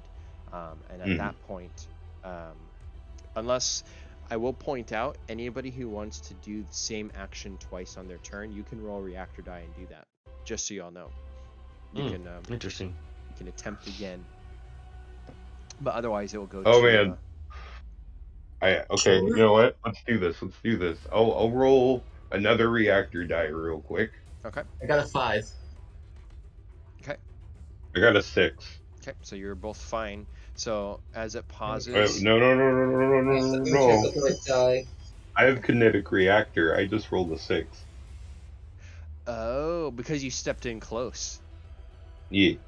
So let me check kinetic reactor real quick. Does that mean they have to attack you? If you though, or roll is the that something maximum result on your reactor or die roll, you can choose to roll your damage die and deal that damage to a close or near enemy. Okay, so the sequence of events is you attacked and missed, you're powering up to shoot again, roll max on your reactor die, and that causes damage to him, right? And then you still get to attack? Yeah. Okay. So, Damn. What would be my damage die then? So your damage die is on your class. So if you are Oh, damage die D6. Okay. yeah. So you get I to rolled another 6. Hell yeah. Okay. Is this the I can't believe. is this the unharmed one? Yes. Okay, so like gophers popping up out of holes in the ground, these 3 kaiju spawnlings, 2 of them are like popped back down for shielding, and then the third one is climbing out, and you lock eye target on him, and tell me how you destroy him in this sequence of hits. Yeah. So like, because of the way that my mech is built, I have like venting thrusters like all over it that just kind of like can be directed to like hyperheat like a zone around me. And yeah, they just like lock onto that one and just like hypervent in his direction. Okay, and then with the beam cannon, you just unleash and finish him off completely. Yeah, because I tried at least. I rolled a 14, and my power is a 15, but it's at +2, so Oh, okay. I just So, miss again. so that's fine. So you still kill him. He's down. I And wasn't aiming at them. I was aiming at the big one the entire time. Viper is also doing You it wanted to- again with the. Okay, so go ahead. You rolled your reactor already, and that was fine. So Yep. go ahead and make a And second. then for mobility, it's a 2. Okay. So go ahead and roll your damage. 6 damage. Okay. With you, with the short machine gun bursts, you're kind of keeping on target and waiting for him to pop back up, and you just kind of squeeze the trigger, and then like its head goes exploding off, and you can see the corpse just kind of sinking back into the smoldering mess that's now left behind by the beam cannons. Did anybody else want to roll their like do a second attack with the, or no? I think I'll pass. Okay. So there's one left, There's now one left. and it's in the body. Yeah, it's cinematically it's like retreating back down into the body. That's why the hits are missing, but you can still shoot it if you want. Oh, okay. Because I have an idea. I still have my dagger drawn, and I was waiting for the major to go before I went. Yep. So the major's mech is quite large, yeah. Like compared to us. Yes. I would like to kind of not engage my jump jets, but kind of flare them a little bit to give me a slight boost. And I want to, with my, slender mech, I want to kind of start essentially using the Major's mech as kind of like a jump pad. I want to like jump across the different legs and then hopefully leap into midair and slam down onto this kaiju with my dagger. Okay. Go ahead and roll. That sounds like a dexterity type thing. So roll mobility, and if successful, you can have advantage on the attack. Cool. Come on. And just to be clear, the Zeta points allow you to re-roll something? Yes, so if you miss with the advantage, you can still use the Zeta and re-roll a third time if you want. Okay. What is this number? That is a 5 under a 15. Okay. So you kind of like jump jet your way up in this completely stationary now with the drills into the ground. You jump up to the back and just kind of slow motion jump over towards it with your dagger drawn. Now you can roll your attack also with advantage. Okay, how does this work? So that'll be power if it's melee. Okay. Well, the first one was a 12, and that's under 14. So. Yep, that hits. Is there any chance for a critical? Yes, ones are criticals. Ooh. So the. Might want to just re-roll that second one. Oh, I did. Oh, cool. So yeah, how much damage? See, my damage die is a D6. The dagger didn't say anything about adding extra, so I assume it's just a D6. And that is a 6. Okay. So, between the previous attack, you land hard. The blade severs the head off and embeds into the corpse behind.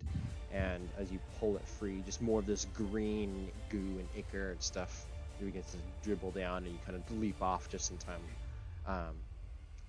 And with that, the 3 kaiju spawnlings inside the body are dead.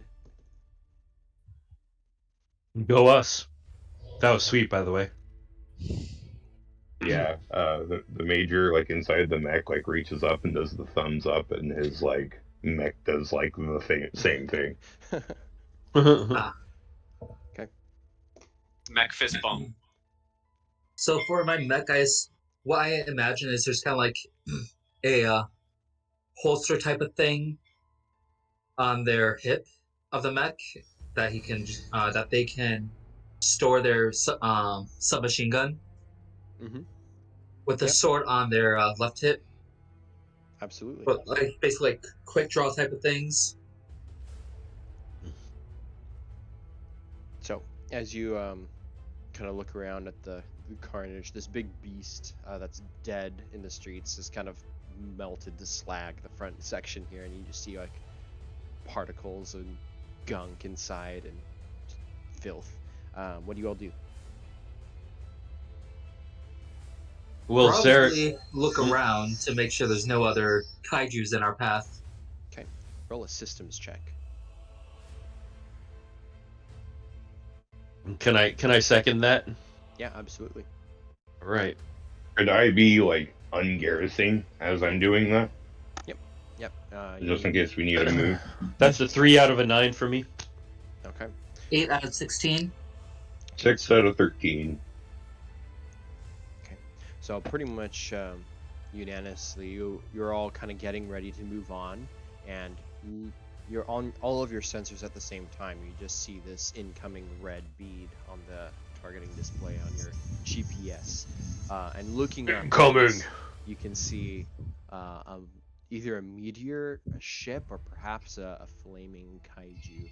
But this incoming object is like sailing down through the sky, breaking atmosphere and like flaming all around it. It looks to be Ryan, you rolled a 3, right? Yep. Yep, you can see the impact is headed straight for the research facility. Doing a quick like a systems check to kind of calculate, you've got like 2 minutes before impact at the research 2 minutes facility. before impact onto the target. What do y'all do? Move. Moving. So y'all begin to hustle, running around. I will have one more d6. I totally didn't even think about flying. I just assumed that we were going to be able to fly, so that was my bad. No problem. And plus it makes sense since everything on me is heavy. It'd be really kind of hard to fly. Okay. So, I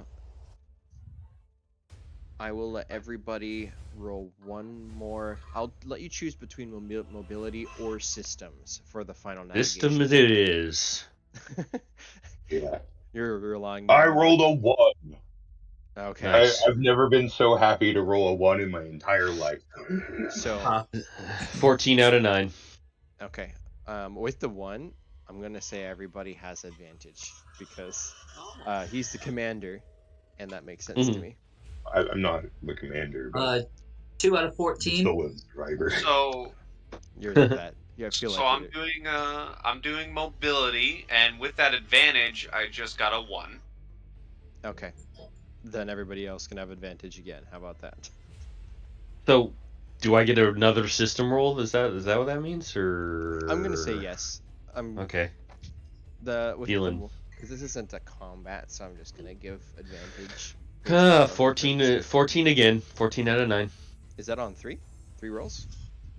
Oh, there's that was the second roll. Okay. Oh, and so there's another one. Because Jack rolled a natural one too. Oh, I didn't roll a 14. Rolled a 16. So that's Third roll is a nat 1. Triple. I'm giving you guys my luck here. Quadruple. Well, on the note of everyone gets advantage on a natural 1, I'll let you roll one more time. Get a natural 1. Nope, 16. Oh my god. I'm just rolling hot garbage today, guys. If this Mostly. wasn't an inverted system, it'd be great. Right? Yep. So, The dice want to play D&D.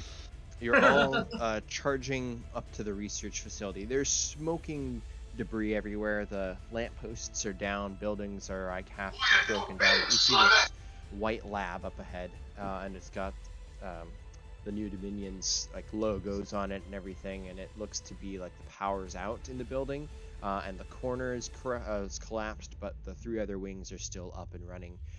Looking up. We'll say Zarek's with the failure. You get to the outside and you're like measuring the distance of the meteor or whatever's coming down, and you do not get to go inside right away. So for the rest of the team, what do you want to do? you're at the research facility. What was our mission again? Just so I get the reminder. So you're supposed to basically retrieve one of the supercomputers that's in the research facility. Okay. Is this place big enough for the mechs to go in, or? That's a good question. Not really, unless you're willing to break stuff. Limp Bizkit it up.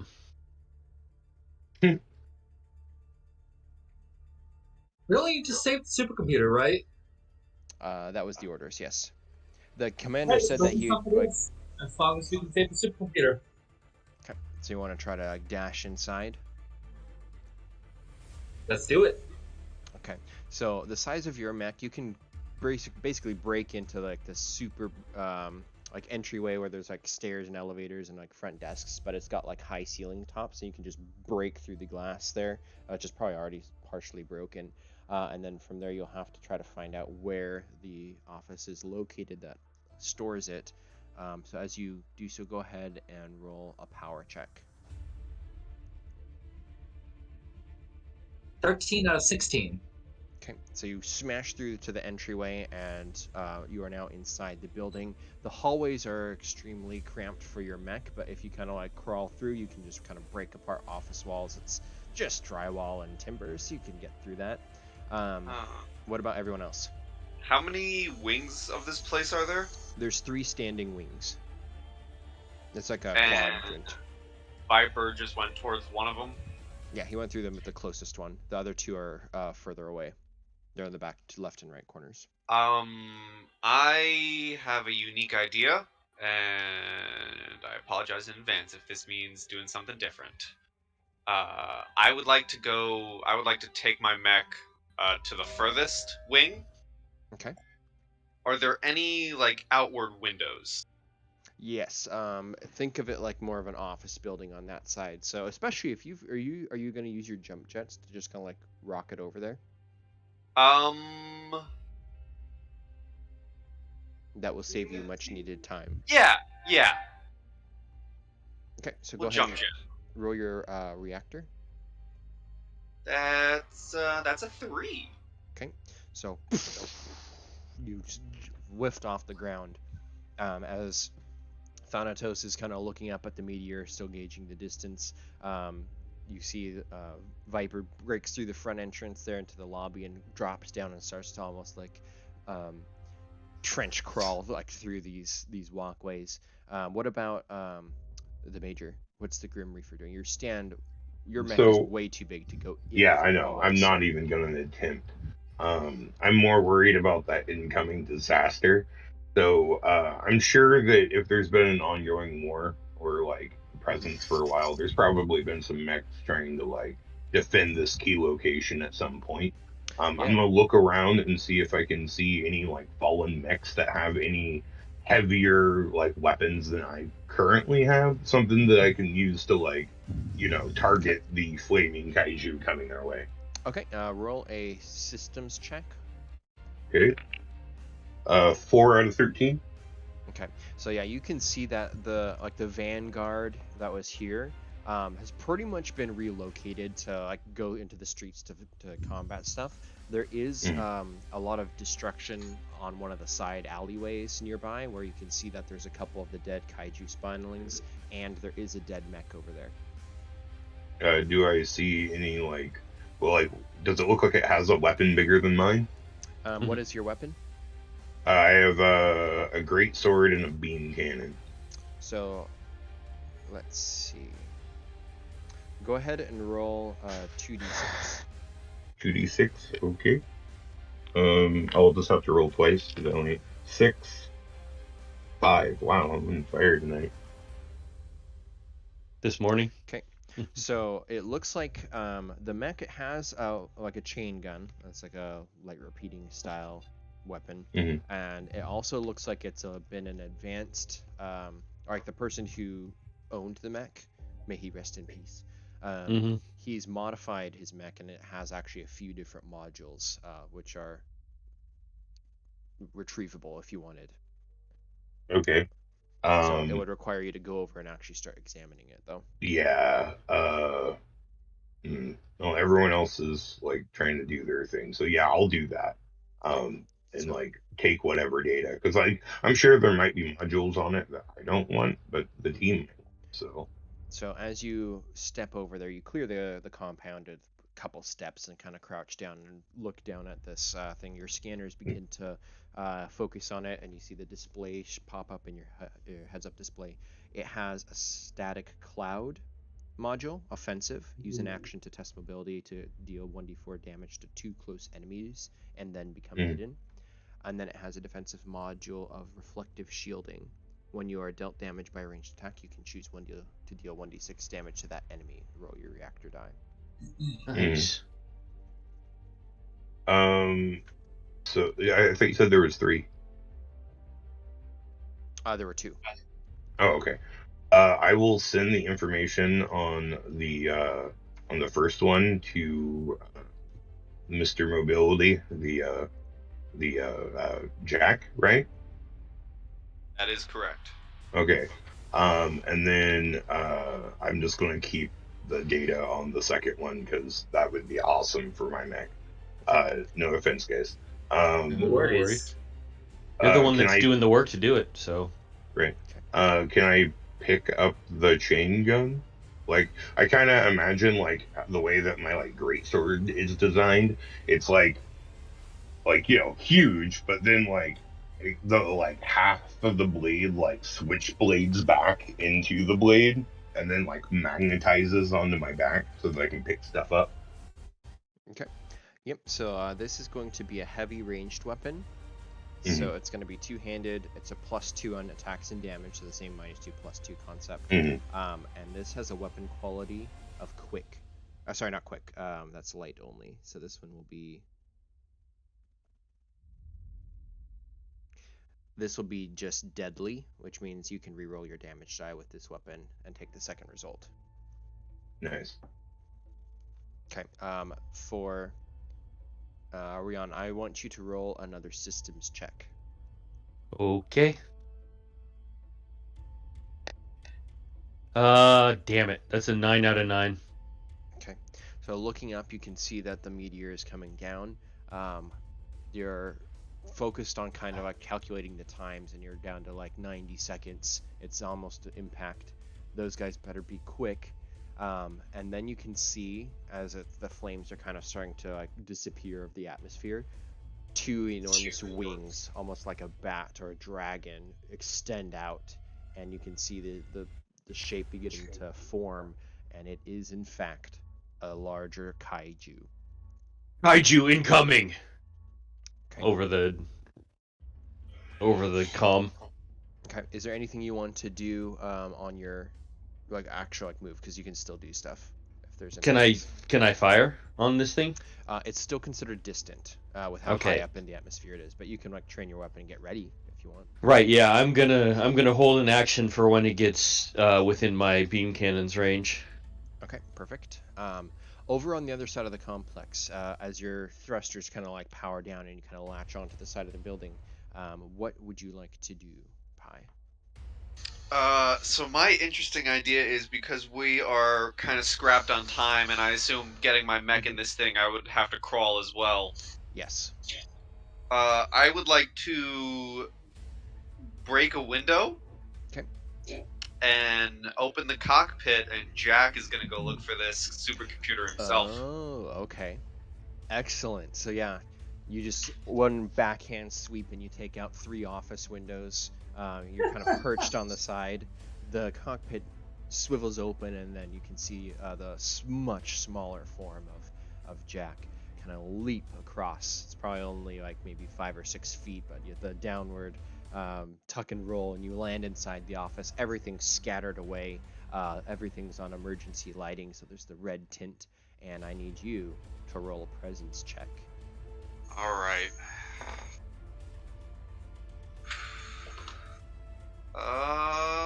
That's a natural one. Awesome. So, you have the kind of what your plan is. You have to be able to navigate here on foot to be any success, but you don't know where the computer is.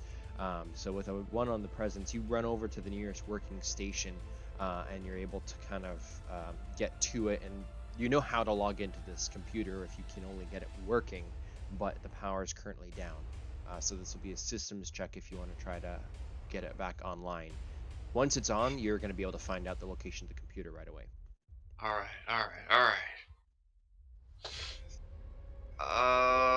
That is a 3 under a 7. Okay. Tell me how you get this power on. Do you have something on you that you can kind of siphon power from, or do you go to the control panel and like reset it, or? I like to think Jack's a pretty handy guy. Before joining the military, he knew some. Maybe he was an electrician, so he goes to the panel. Okay. So yeah, you flick the switch, kind of the red lights flicker and then turn white as the whole section of you're in the second wing. So I labeled them 1, 2, 3, and so Fox is in the first one. You're in the second one. The lights all come on, all the doors activate. You have free flow movement through this, and you run back to the computer. And with your previous one, you kind of like log in really quick, and then kind of go to the map, and it is in zone 3, the computer. So neither of you are in the right one, and that's based off of the die rolls. All right. I'm assuming that you get that over the comm. Yeah, I would definitely say over the comms. Wing 3 has what we're looking for. We might want to hurry. Okay. And then with that, we'll jump back over to Fox. You're crawling through corridors. Your mech is still too big for these, so you're actually breaking the drywall and then the framing as you're crawling through. So and then I assume hearing over, "Hey, it's in zone 3." Mm-hmm. I've decided on gender for them. She, for Viper, swears. And what are the chances of being able to get to zone 3 from there? Would you have to leave completely? Like, how big is this place? It's like a hospital wing. So I mean, for your movement, you're gonna have to roll a power to crawl through the hallway, and then from there you'll kind of be center map and be able to change zones, and it'll be another check the next round to be able to go crawl through that one too to get to a place where the computer is. All right, let's see what power. Mm-hmm. That is. Unless there's something else you want to do, but if you're just crawling, it's gonna be power. Oh, I figured that if it's faster without bringing the entire place down, she's just gonna have her mech stand and try to get to the other wing. Love it. Yeah, roll Fuck the power roof. again. Yeah. That would be a 4 out of 16. Okay, so you swear in your cockpit and then like maneuver the controls, and for a moment nothing happens as you hit the ceiling, but then crunch and all the red lights go out. You're in darkness, and then crunch again, and then you lift up a knee and like push up, and emerging through the ceiling of the facility, everything breaks away, and you see Voodoo Viper standing through the ceiling. You climb up onto the roof, and up ahead you can see that meteor looks much more like a dragon than you've ever seen, and it's still bearing down on you. You guys have basically like 1 minute. Over back in the courtyard, the major is able to kind of harvest the 2 things in the chain gun. What would you like to do? Yeah, I want to get like back to like the in front of the facility, Okay. where I'd be like facing the kaiju that's coming. Okay. And then essentially I would just like to like garrison down, and then like start like revving up the spin of the chain gun, Okay. and targeting with my beam cannon. Okay. So what about for Is he- Thanatos? It's about to be in range, so at this point you're about to get a shot off, unless there's anything else you want to do first. Oh no, I'm firing. Power. Yep. So yeah, whatever we decided last time, I forget. Yep. Power.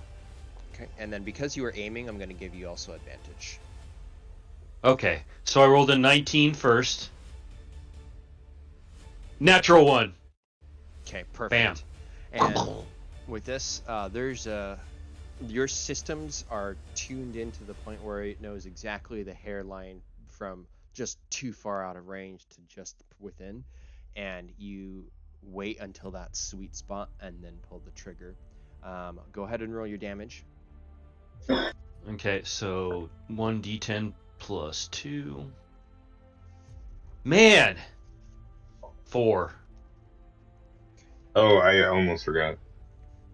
I rolled a 5 on my reactor for garrisoning down.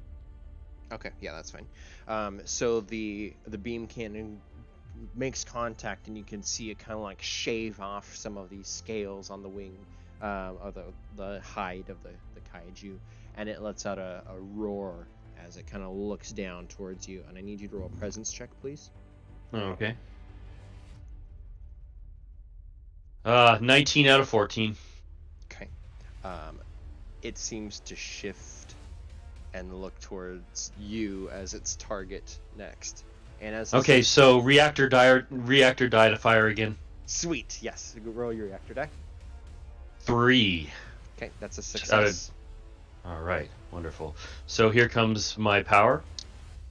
6 out of 10. Okay, that's another hit as it kind of shifts its head, and you can see its trajectory. Actually, that would be an 8 out of 10 with the plus 2. But so that's a 6 damage. Okay, that's 6 more, right? 6 more. Okay. And this huge kaiju starts to barrel down towards you. And let's see. We need to actually see one thing real quick.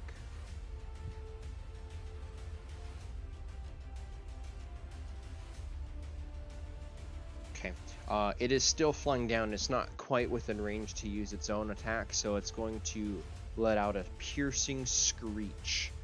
So I need actually everybody who's outside, which is everybody except for Jack Miller. Everybody roll presence check. Present. 9 out of 14. Okay, success. 8 out of 14. Success. Nat 1.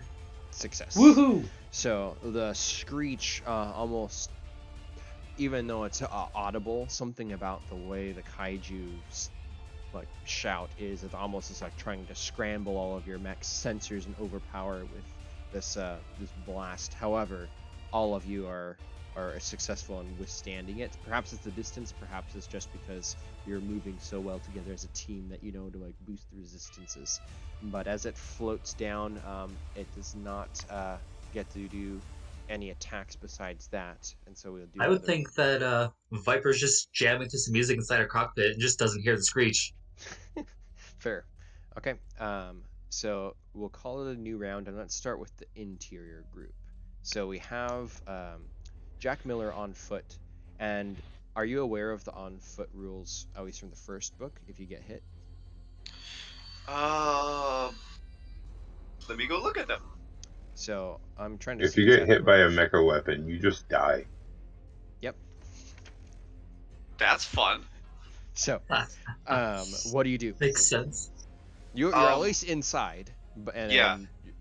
Unless anybody's shouting over the comms what's going on, you're Oh. at like 1 minute to impact. What? Just a quick gauging of surroundings. What seems like the fastest way to wing 3, on foot or jump jet? So your jump jet's on your mech. Yeah. Thinking about it, you know the hallways running on foot, but if you get outside, you can just jump jet over there, and then if you still have to scoop up the computer, doing that on foot is probably going to be more time than you think you have. Okay. I know the location. I am popping back into my mech, and I want to jump jet my way to wing 3. Okay, so we see from the outside the building with the whole wall kind of swept out and the mech hanging on. You just see Jack jump in slow motion again out the window into the open cockpit, which closes in around you, and then barely without even harnessing in, you hit the thrusters and it just goes and launches up and over the building. And you can see, looking down before you land, there's the 4 different wings. One's been destroyed, and now you see actually Viper breaking up out of the ceiling of the other one. and you just land expertly down onto this roof of the final quarter, and you land with a thud, and the ceiling kind of sinks in underneath you just a little bit. You're now on top of where you think the computer is. All right. I'm gonna try grabbing. Okay. If you're gonna break through, that would be a power a check again. Does you have to kind of open up the roof? Okay. That is an 8 under a 14. Okay. So how do you do it? Like punch through and then just tear, or do you use a weapon, or how do you get in? I'm not, my mech's not the bulkiest, so I kind of use my hardened steel knife and just kind of like cut out a square of the roof. I love it. Like mechanized, like downward dagger strike. Yeah. And then from there, you peel back the roof, and you can see around is a supercomputer. Looking up, you can see the kaiju is barreling down. It looks like it's kind of roll a systems check. Okay. It's a 15 above Above a what? a 7. Okay, so yeah, it looks like it's still barreling down at you, but this thing is pretty big. For a Viper, you're now kind of on the roof. You can see your ally just kind of jet down over, and he's opening up the roof, which might just be perfect for you, because now you can get over there in a move, and then drop down if you want. Yeah. If it's big enough for her to get in, she will, and if ally allows, she will slip into that hole. Yep. So are you all working as a team pretty much? Like over comm, it's like shouting back and forth? Oh yeah, I definitely would have shouted over. Okay. So I imagine We got then the computer, essentially. I found it. so Onyx Edge is kind of like carved out a big square and like is lifting up the roof, and as Viper's like full on like the arms running on the side, like just charging. This shit is Kinda exciting. sliding right into the hole. Yeah, you skid down and drop down into the control room. You look around and immediately see this supercomputer with all the wires and plugs and everything. It's pretty well harnessed into what everything, like the room. There's no scientists around at all, but everything's ripe for the taking except for all the wires. So looking around, what do you do?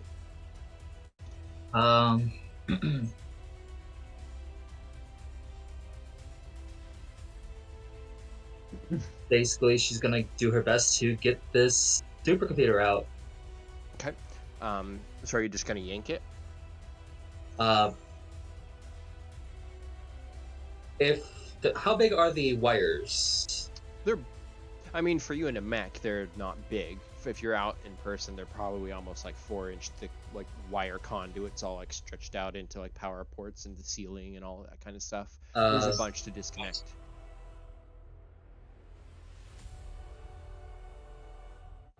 How important are these wires? You want to roll a presence check and try to see if you know. Or you could roll systems, I guess. You could do that too. I would say it's at disadvantage because this is not like military stuff. This is all research stuff. But you can try to do a scan with your mech, or you can just kind of like eyeball it, and it'd be system or presence, but at disadvantage. Okay, so 12 out of 16. Okay.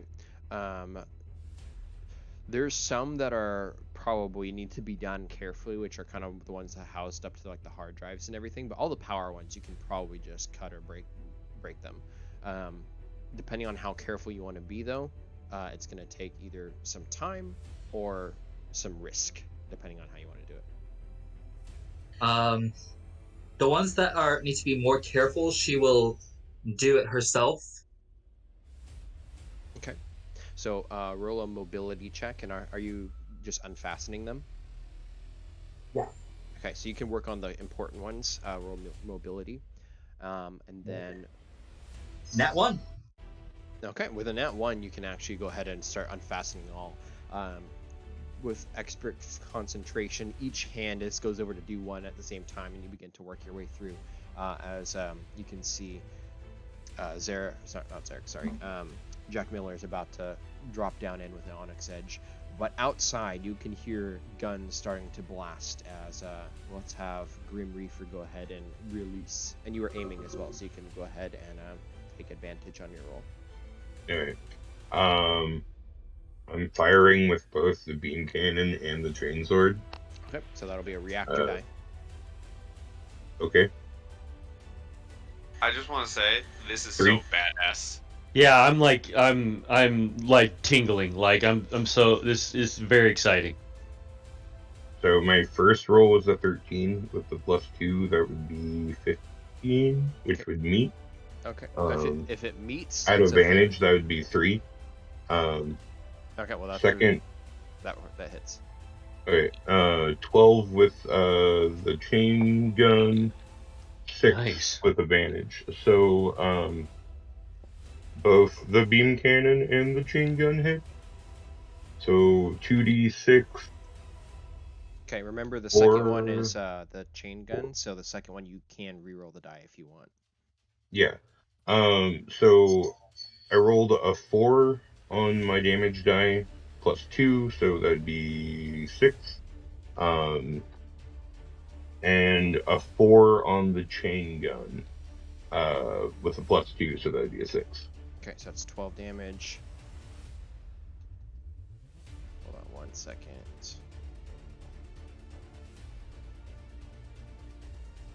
Okay, so you can see all these attacks just launching up from the stationary turret mech now. Oh wait, I almost forgot. Because I'm garrisoned, that's a D4 on both of those. So 2 on the beam cannon and 3 on the chain gun. Okay, so it's another 5. That's awesome. I almost forgot that feature. It's like the coolest feature ever. Right. Now, for Xerix, what do you do? I'm gonna go ahead and use my Maw Beam. Oh, So awesome. I'm gonna go ahead and Thanatos' mouth just opens wide and like his eyes are darker red, diverting all of the energy into his Maw Beam. So reactor die. Rolled a 6. So I'm testing presence now. Okay, perfect. 10 out of 14. Okay, amazing. So, is that for your damage, or what was that? No. 10 out of 14 would be my attack roll, and now I'm gonna do damage.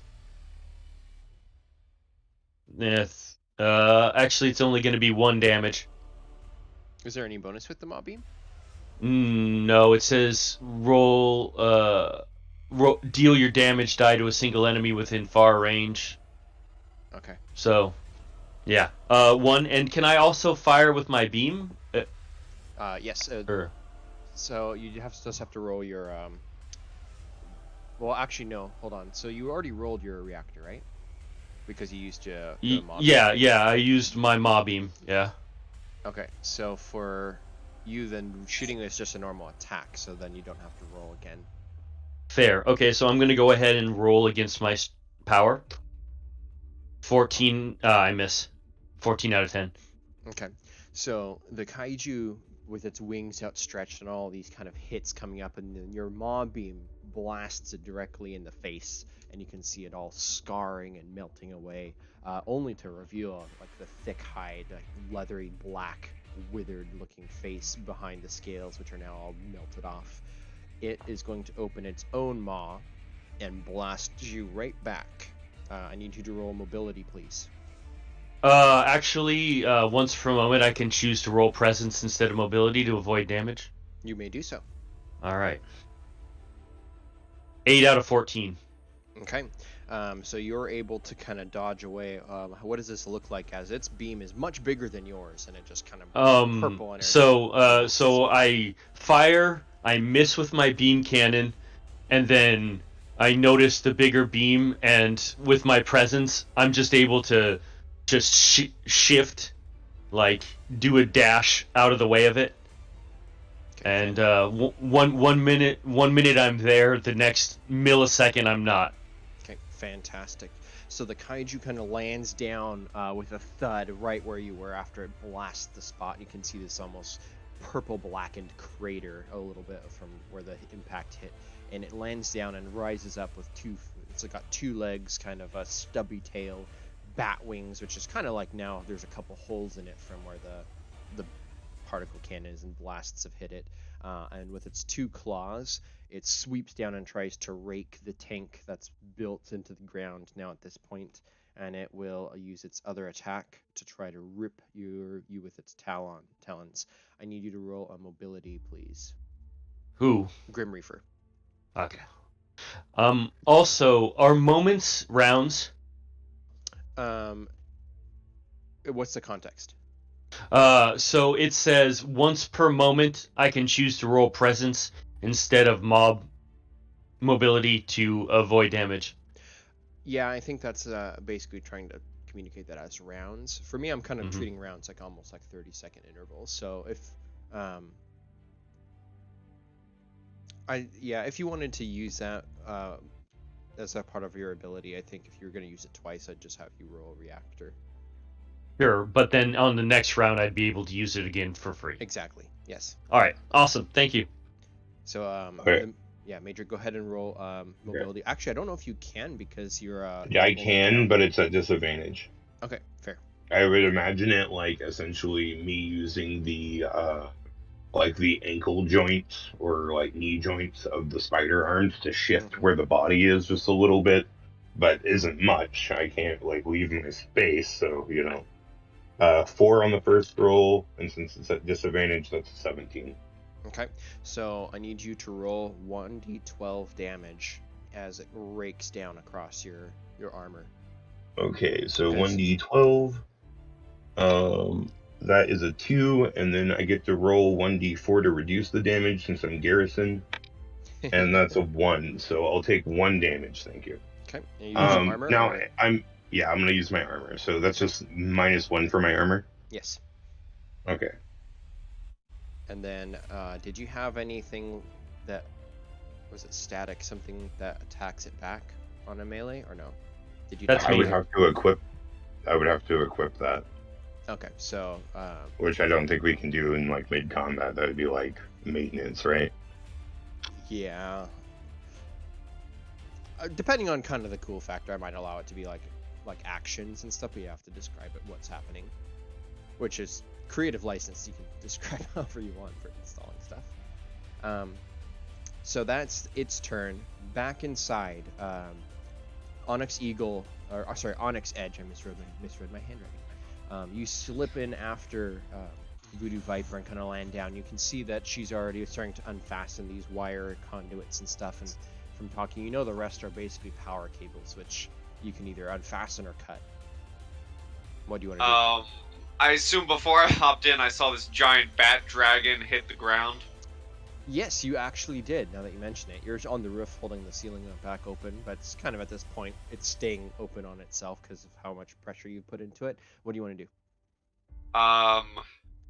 With how urgent everything seems, Viper's got the more difficult wires handled. I'm just taking my revolver and I'm cutting a line through the power cables. Okay. Or my revolver, my dagger. I have a revolver too, but that can't cut anything. That was my thought too. Trick shot, Basically, bang, is bang, bang. Trick shot. Trick shot wires. Yeah.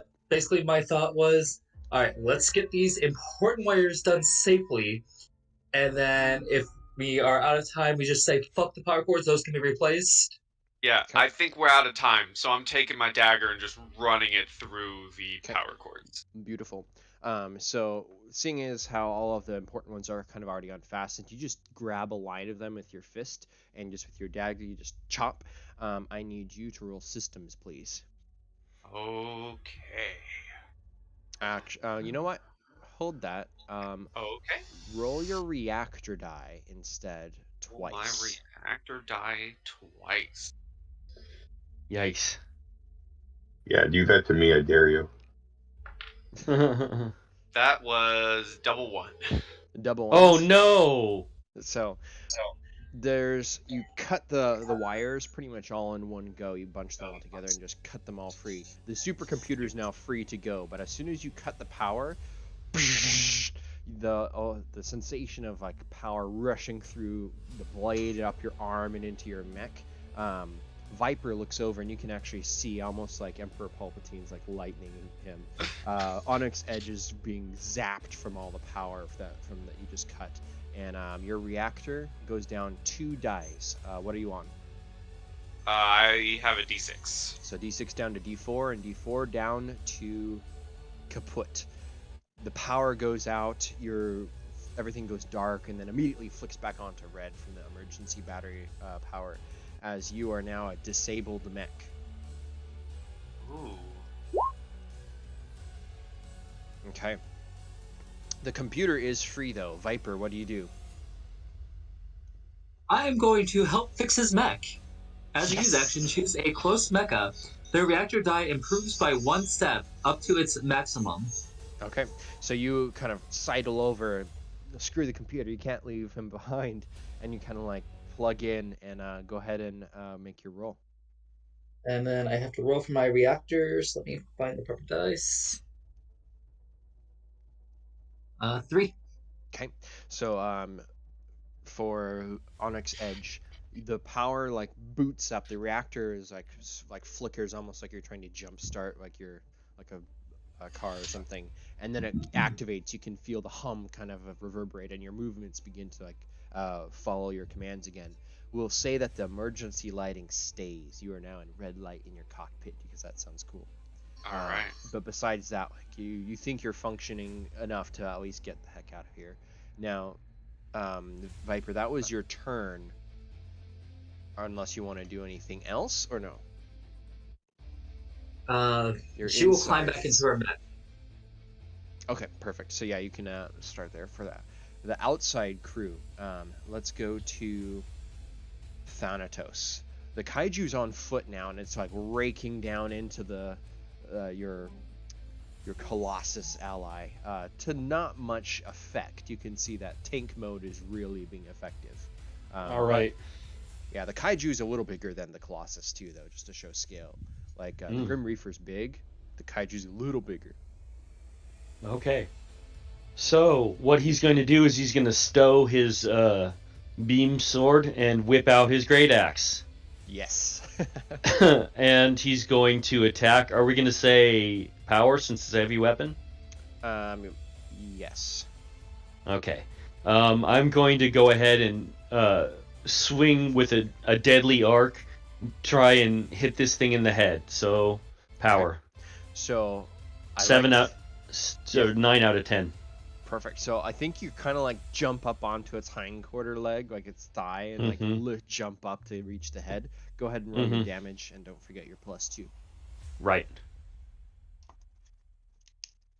All right. Now that's what I'm saying. 10 damage. Oh. The blow to the head, you take out one of its remaining eyes and just chunk away a huge big slice of its jaw, leaving it kind of hanging grotesquely. And his face has already been burned, so the scales are gone. It's just a leathery burned hide behind. It looks grotesque, and as you kind of land down, you look up at it and you can see you almost exposed part of its brain. This huge kaiju looks down at you, but it looks like it's staggering from the blow. Okay, so Hybrid is gonna take like a free action just to scream, just primal, just rage, just vents out of his mouth as he prepares for another strike if he's gonna come again. Okay, are you gonna roll your reactor and make a second attack? Sure. Okay. 5. Okay. As you're screaming your primal battle cry, the reactor inside you kind of pulses and powers up, and you spring forwards again. Make your attack. Okay, making my attack. 12 out of 10. Miss. So it reaches a claw up instinctually, trying to even just survive itself now, and the blade cuts into the hand, but it like goes up to its chest, but it's blocked, and it shoves you back down. The blade comes free, and you like resume an attack pose, but that is your turn unless you want to move. But I think Yeah, I'm good. I'm good where I am. Okay, and then just behind, or to the more like to its right, you can see the Grim Reaper about to strike as well, I presume. What do you do? Yeah. Um, so is it within like melee damage, or like can I still Yeah, it just shoot clawed at you. it? Yeah, Oh, okay. you can shoot at it too. I don't think there's a disadvantage for that. All right. I'm going to drop the chain gun and then like grab the like sword off my back, and as I do, it like already seems just too big to be true, and then like like switchblade extends, and then I'm gonna go in for the great sword attack. That would 19. Oops. Okay. Do you want to use your Zeta point? Yes, I do. Let me just mark that off right now. Okay, so an 8 out of 15. There we go. That's gonna hit. As for a moment there, it's almost like your reactor is like overpowering from like the charge, and then you just have to like quickly hit a button and then like unleash the blast out, and you can roll your damage. All right, so 2 plus 2, that would be 4. And then I'm going to roll a reactor. That would be a 4 to be able to attack with my shoulder-mounted beam cannon, and that was a 14. So that would be a miss. Okay. So the first attack was with what? Your remind me. Sword. My sword, my great sword. Okay. So the great sword kind of sticks into it, and as your shoulder mounted like shoots, it kind of deflects off some of the scales, but the blade buried deep into the side, almost like just under the armpit, it staggers. It looks down at you from looking from Xerix and Thanatos over to the Grim Reaper, and the blade sticking in it. It roars at you in the face and then begins to stagger down, drops to its side, and you can see the body just kind of like collapse and sink down into its death. And Yes. Boom. you pull your blade free, and you can see Oh, the yeah, that great. reminds me. I almost forgot. I'm garrisoned. So D4. I know it's dead, but that would be another Yeah, 3 damage. I'll mark that down because that's important. So you can see the blood, the acidic green, kind of bleeding through the open wound, but you've slain it from what you can see.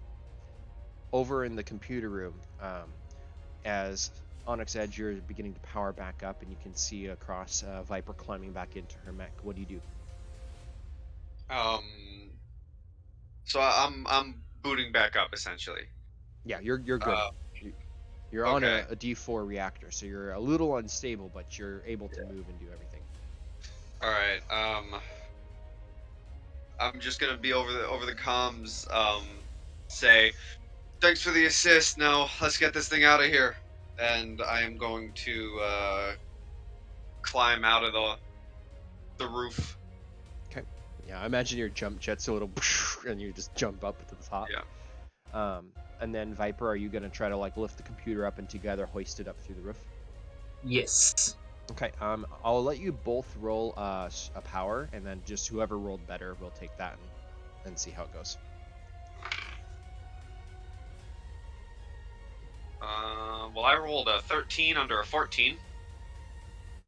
I rolled a 20, but here's the thing. Because of my ability, I can re-roll it, but must take the new roll. Go for it. You can't really get worse than a 20 in this game, so. Thanks to adaptable robotics from my thing, when I roll a 20 on a test, you can choose to re-roll the die. So my Dang. new roll is 8 out of 16. Okay, so you hoist it up and kind of pass the computer up, all the cords dangling and sparking for the ones that were cut, and then Onyx Edge lifts it up onto the roof, and looking up, you can see that kaiju is not there. Like the meteor that was coming down on here was the kaiju, it looked like. So at this point, the sky looks clear.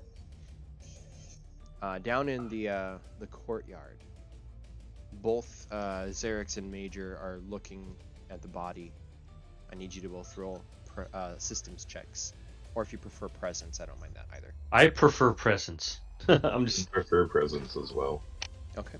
So this is Okay. you actually looking with your own eyes out your viewports at the beast, rather than 9 out of systems. 14. It actually doesn't matter which one, because it was an 11 out of either 13 or 14. Okay. So you both are looking out, and you can see squirming out from under the remaining scales something moving. So anyways, I started blasting. Right, exactly. Exactly. I'm gonna try and cut it in half, whatever the fuck it is. Okay, beautiful. So you can both make your attacks as more of these spawnlings are beginning to hatch out of the scales. I'll let you go first.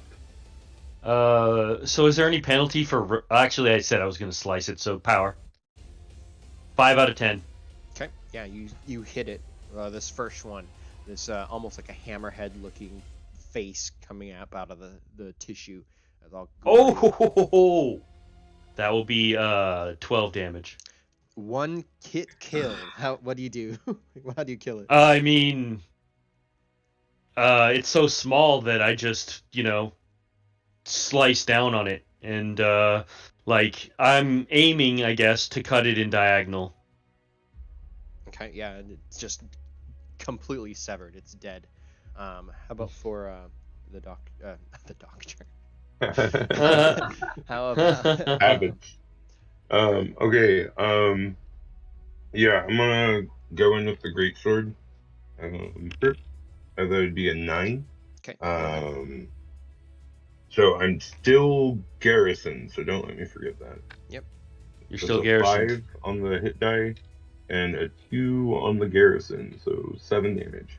Mr. Garrison. The blade pierces through, and you almost like pull it out like it's been skewered, but as it's up, it wriggles off, and now it is out and on top of the carapace, and you can see this mini little kaiju thing. Also, kind of has a little bit of a hammerhead type shape with a big bowed, bony head. I'm gonna roll on the reactor die to shoot it with my my shoulder-mounted beam cannon. Go for it. I rolled 2 on the reactor die. Okay, which doesn't And fail a- because you've boosted it. Yeah, and a 3 on the hit die. Okay, and the shoulder mounted just aims and blows it apart. Just splinters of bone, shard, and goo. Just everything's gone. It's completely Right. dead. Their turn. Yeah, because I would have did like 9 damage. Yeah. The other two pull themselves free, and one jumps on each of you, or jumps at, I should say. I will have you both roll a mobility check, or I believe as a pariah you can also, you said, roll presence to dodge. Yeah. Okay, go ahead, each of you, because they're both jumping at you. Oof, 17. Okay. Alright, well I have to roll this at disadvantage, so 3, 9, so I would have passed. Okay. Also, I forgot to do this the last time, but because you're in close proximity with them, both of you have killed one of them. The blood, kind of as it gets spurted everywhere, they've got acidic blood, which deals 1 damage to close enemies after they take damage or are killed. So each of you would take 2 points from the 2 that you killed already. And then for the attacks, I need... Would I be able to garrison that damage? 1 second. So for Thanatos, roll a d6 for the rending claws. 1. Okay, so you can basically you take the total of 3 damage, which you can use armor for or hit points, your choice. Go armor. Okay, and then back to the major. For you, does your garrison do again? Is it immediate damage after taking damage? Yeah, I get to, if I take damage, I get to roll a d4 to reduce that damage, and if I do Yes. damage, I get to Okay, so that was a melee attack that I just got hit with. Yes. All right, D6 damage. Exothermic plating. Go ahead and roll your damage. 5 damage. That's awesome. Yeah, you're describe what does this look like? You take out half of its life basically from this. So as it hits me, the claw that it used, my exothermic plating heats up so much that it melts the claw that it's trying to use to attack me, and it has to use another claw if it wants to attack again. Beautiful. Or, yeah, it just melts, and the thing I'm assuming makes a loud screeching noise. Yes, that's perfect. So for because it only did 1 damage to the Grim Reaper, your plating and stuff that just takes away the damage and nullifies it, right? Wait, I only took 1 damage? So for when you killed each of you killed one up Mhm. front, so that those both dealt 1 damage to you technically. So if you're rolling your thing, is that a reactor die Oh, that yeah, I you guess. use, or No, I don't think it is. It's just active. Once I'm in that mode, yeah? Okay. I So have to use, like, when I go in that mode, I have that's to when you like roll a reactor die. But like until I try to come out of it, I don't have to roll another reactor mode. Okay, so yeah, so then your plating just kind of soaks up the acid blood and you don't take any damage. So I'm from paranoid. I've prepared for this. the actual attack from the fourth little spawnling, did that hit you or not? I don't remember. No, I rolled a 9. Okay, and that was with your disadvantage. Yeah. Okay. I had rolled a 3, then a 9. Okay, so yeah, so its little claws are just raking against your big plate metal and just can't make it through. Over on top of the roof, I need to know what Xerix and Viper are doing. Or sorry, not Xerix. I keep reading the wrong one. Onyx Edge and Voodoo Viper. Voodoo Viper is going to give him another boost to his core. Okay. I need to roll my core.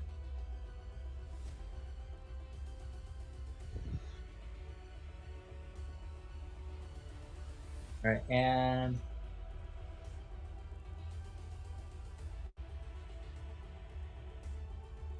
9 for my core. Perfect. So yeah, this connection that's been set up between the two mechs, your reactors basically back up and running to full level concentration. Are you both moving across the roof with the supercomputer, or what do you do? How is the computer too large that only that 2 of us have to carry it, or No, just one person can. so do we have to deliver it somewhere? I forget. You're gonna want to bring it back to like your base essentially, or stow it somewhere where it won't get damaged. Or you could leave it All right. here and come back for it. Like the meteor was the kaiju, which is not Yeah. here anymore. We kind of came what we got what we came here for, so I'm just going to uh relay over the comms to everyone that we got what we came for, and then I'm going to say to Viper to go assist the other 2, give me the computer, I'll bring it back safely. I'm the best that can do that. Okay. Rolling stealth? Oh yeah. Oh, I love it. So are you using your scout ability? Yep, I'm gonna take the supercomputer and I'm gonna cloak. Okay, go ahead and roll your reactor die. Man, this is awesome. I'm enjoying the hell out of this. I got a 5. Okay. Nice. So the little almost like hexagons of color like kind of like fizzle all around you until you disappear. You're completely invisible to any of the outside eyes. And with that, down in the courtyard, Viper, are you going to jump down and join into the combat?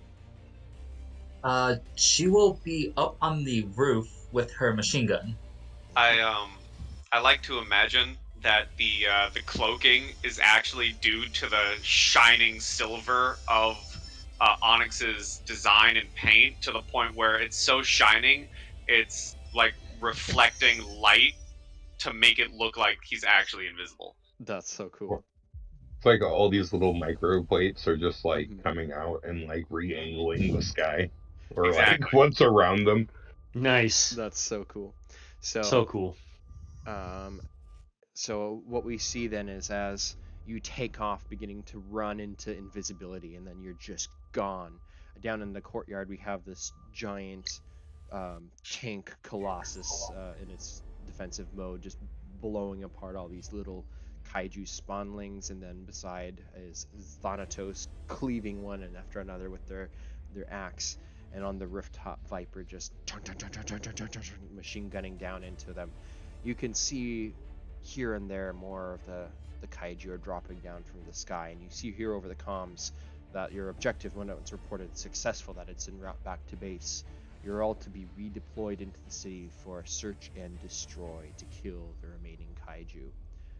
And that is where the camera begins to zoom out, and you can see the huge kaiju, the tyrant, the enormous one, the size of the spaceships, is now beginning to like swim through space away from these ships, which are all kind of like either luring it or giving chase. It's hard to tell, but they're all moving away from the planet to try to get the fighting away and keep everything as preserved as possible. And back down in the city, what remains, the burning areas, and there's some that are been able to be saved, but the shining city of Caddy is will never quite be the same, most likely. And as there's these remaining kaijus kind of roaming the city, just blowing stuff up, lighting them on fire, breathing out this acidic breath, your squad is assigned to go and hunt them down and exterminate. And that is where we end, is the supercomputer being delivered, and in probably the last moment of all battling another one of these, you see the Grim Reaper in its hunkered down mode, blasting away at a large kaiju, taking damage, and then Voodoo Viper and Thanatos trying to kind of angle it from the sides, and everybody's wounded, and then the invisible Onyx Edge uncloaks and drops down, like kills the big guy. There's a lot of epic fighting, and Nice. that would be the conclusion of this morning's game. So Nice. Wow. We're doing this Yes. again, right? Yeah. We're doing this again, right? We're doing this again, right? We're doing this again, right? I definitely I want would to. love to play Viper again. Same. Thanatos. So yeah, that was search and rescue, which is kind of my take on one of the mission manual games. So that was the MechaHack, guys. That was cool as Totally fuck. a blast. I have decided I am buying this book. Yeah. So thank you all for playing. I had a blast. Same. And I think yeah, if everybody's down, like, these games are super fun and not too long to run, so they're a lot more feasible for me to maybe like get a game in here and there. There's definitely 2 more that I want to do. I think I'm not sure if I'd want to keep like people's characters as is, because I kind of want to have each game kind of a standalone. So I don't know if it'd end up being a campaign, but they'll probably all be just one shots. But yeah, we will have to see everybody for the next game. I'll end the recording, and thank you all again for playing. I had an absolute blast. This was a Same. ton of fun. Ton of fun. I just imagine, like, when we got back to the hangar, like, they put, like, gigantic weeb stickers all over their cannons for the amount of kills they got. Yeah, that's amazing. Well, MechaHack, everyone, go get it. Have a good day. Yep, you guys.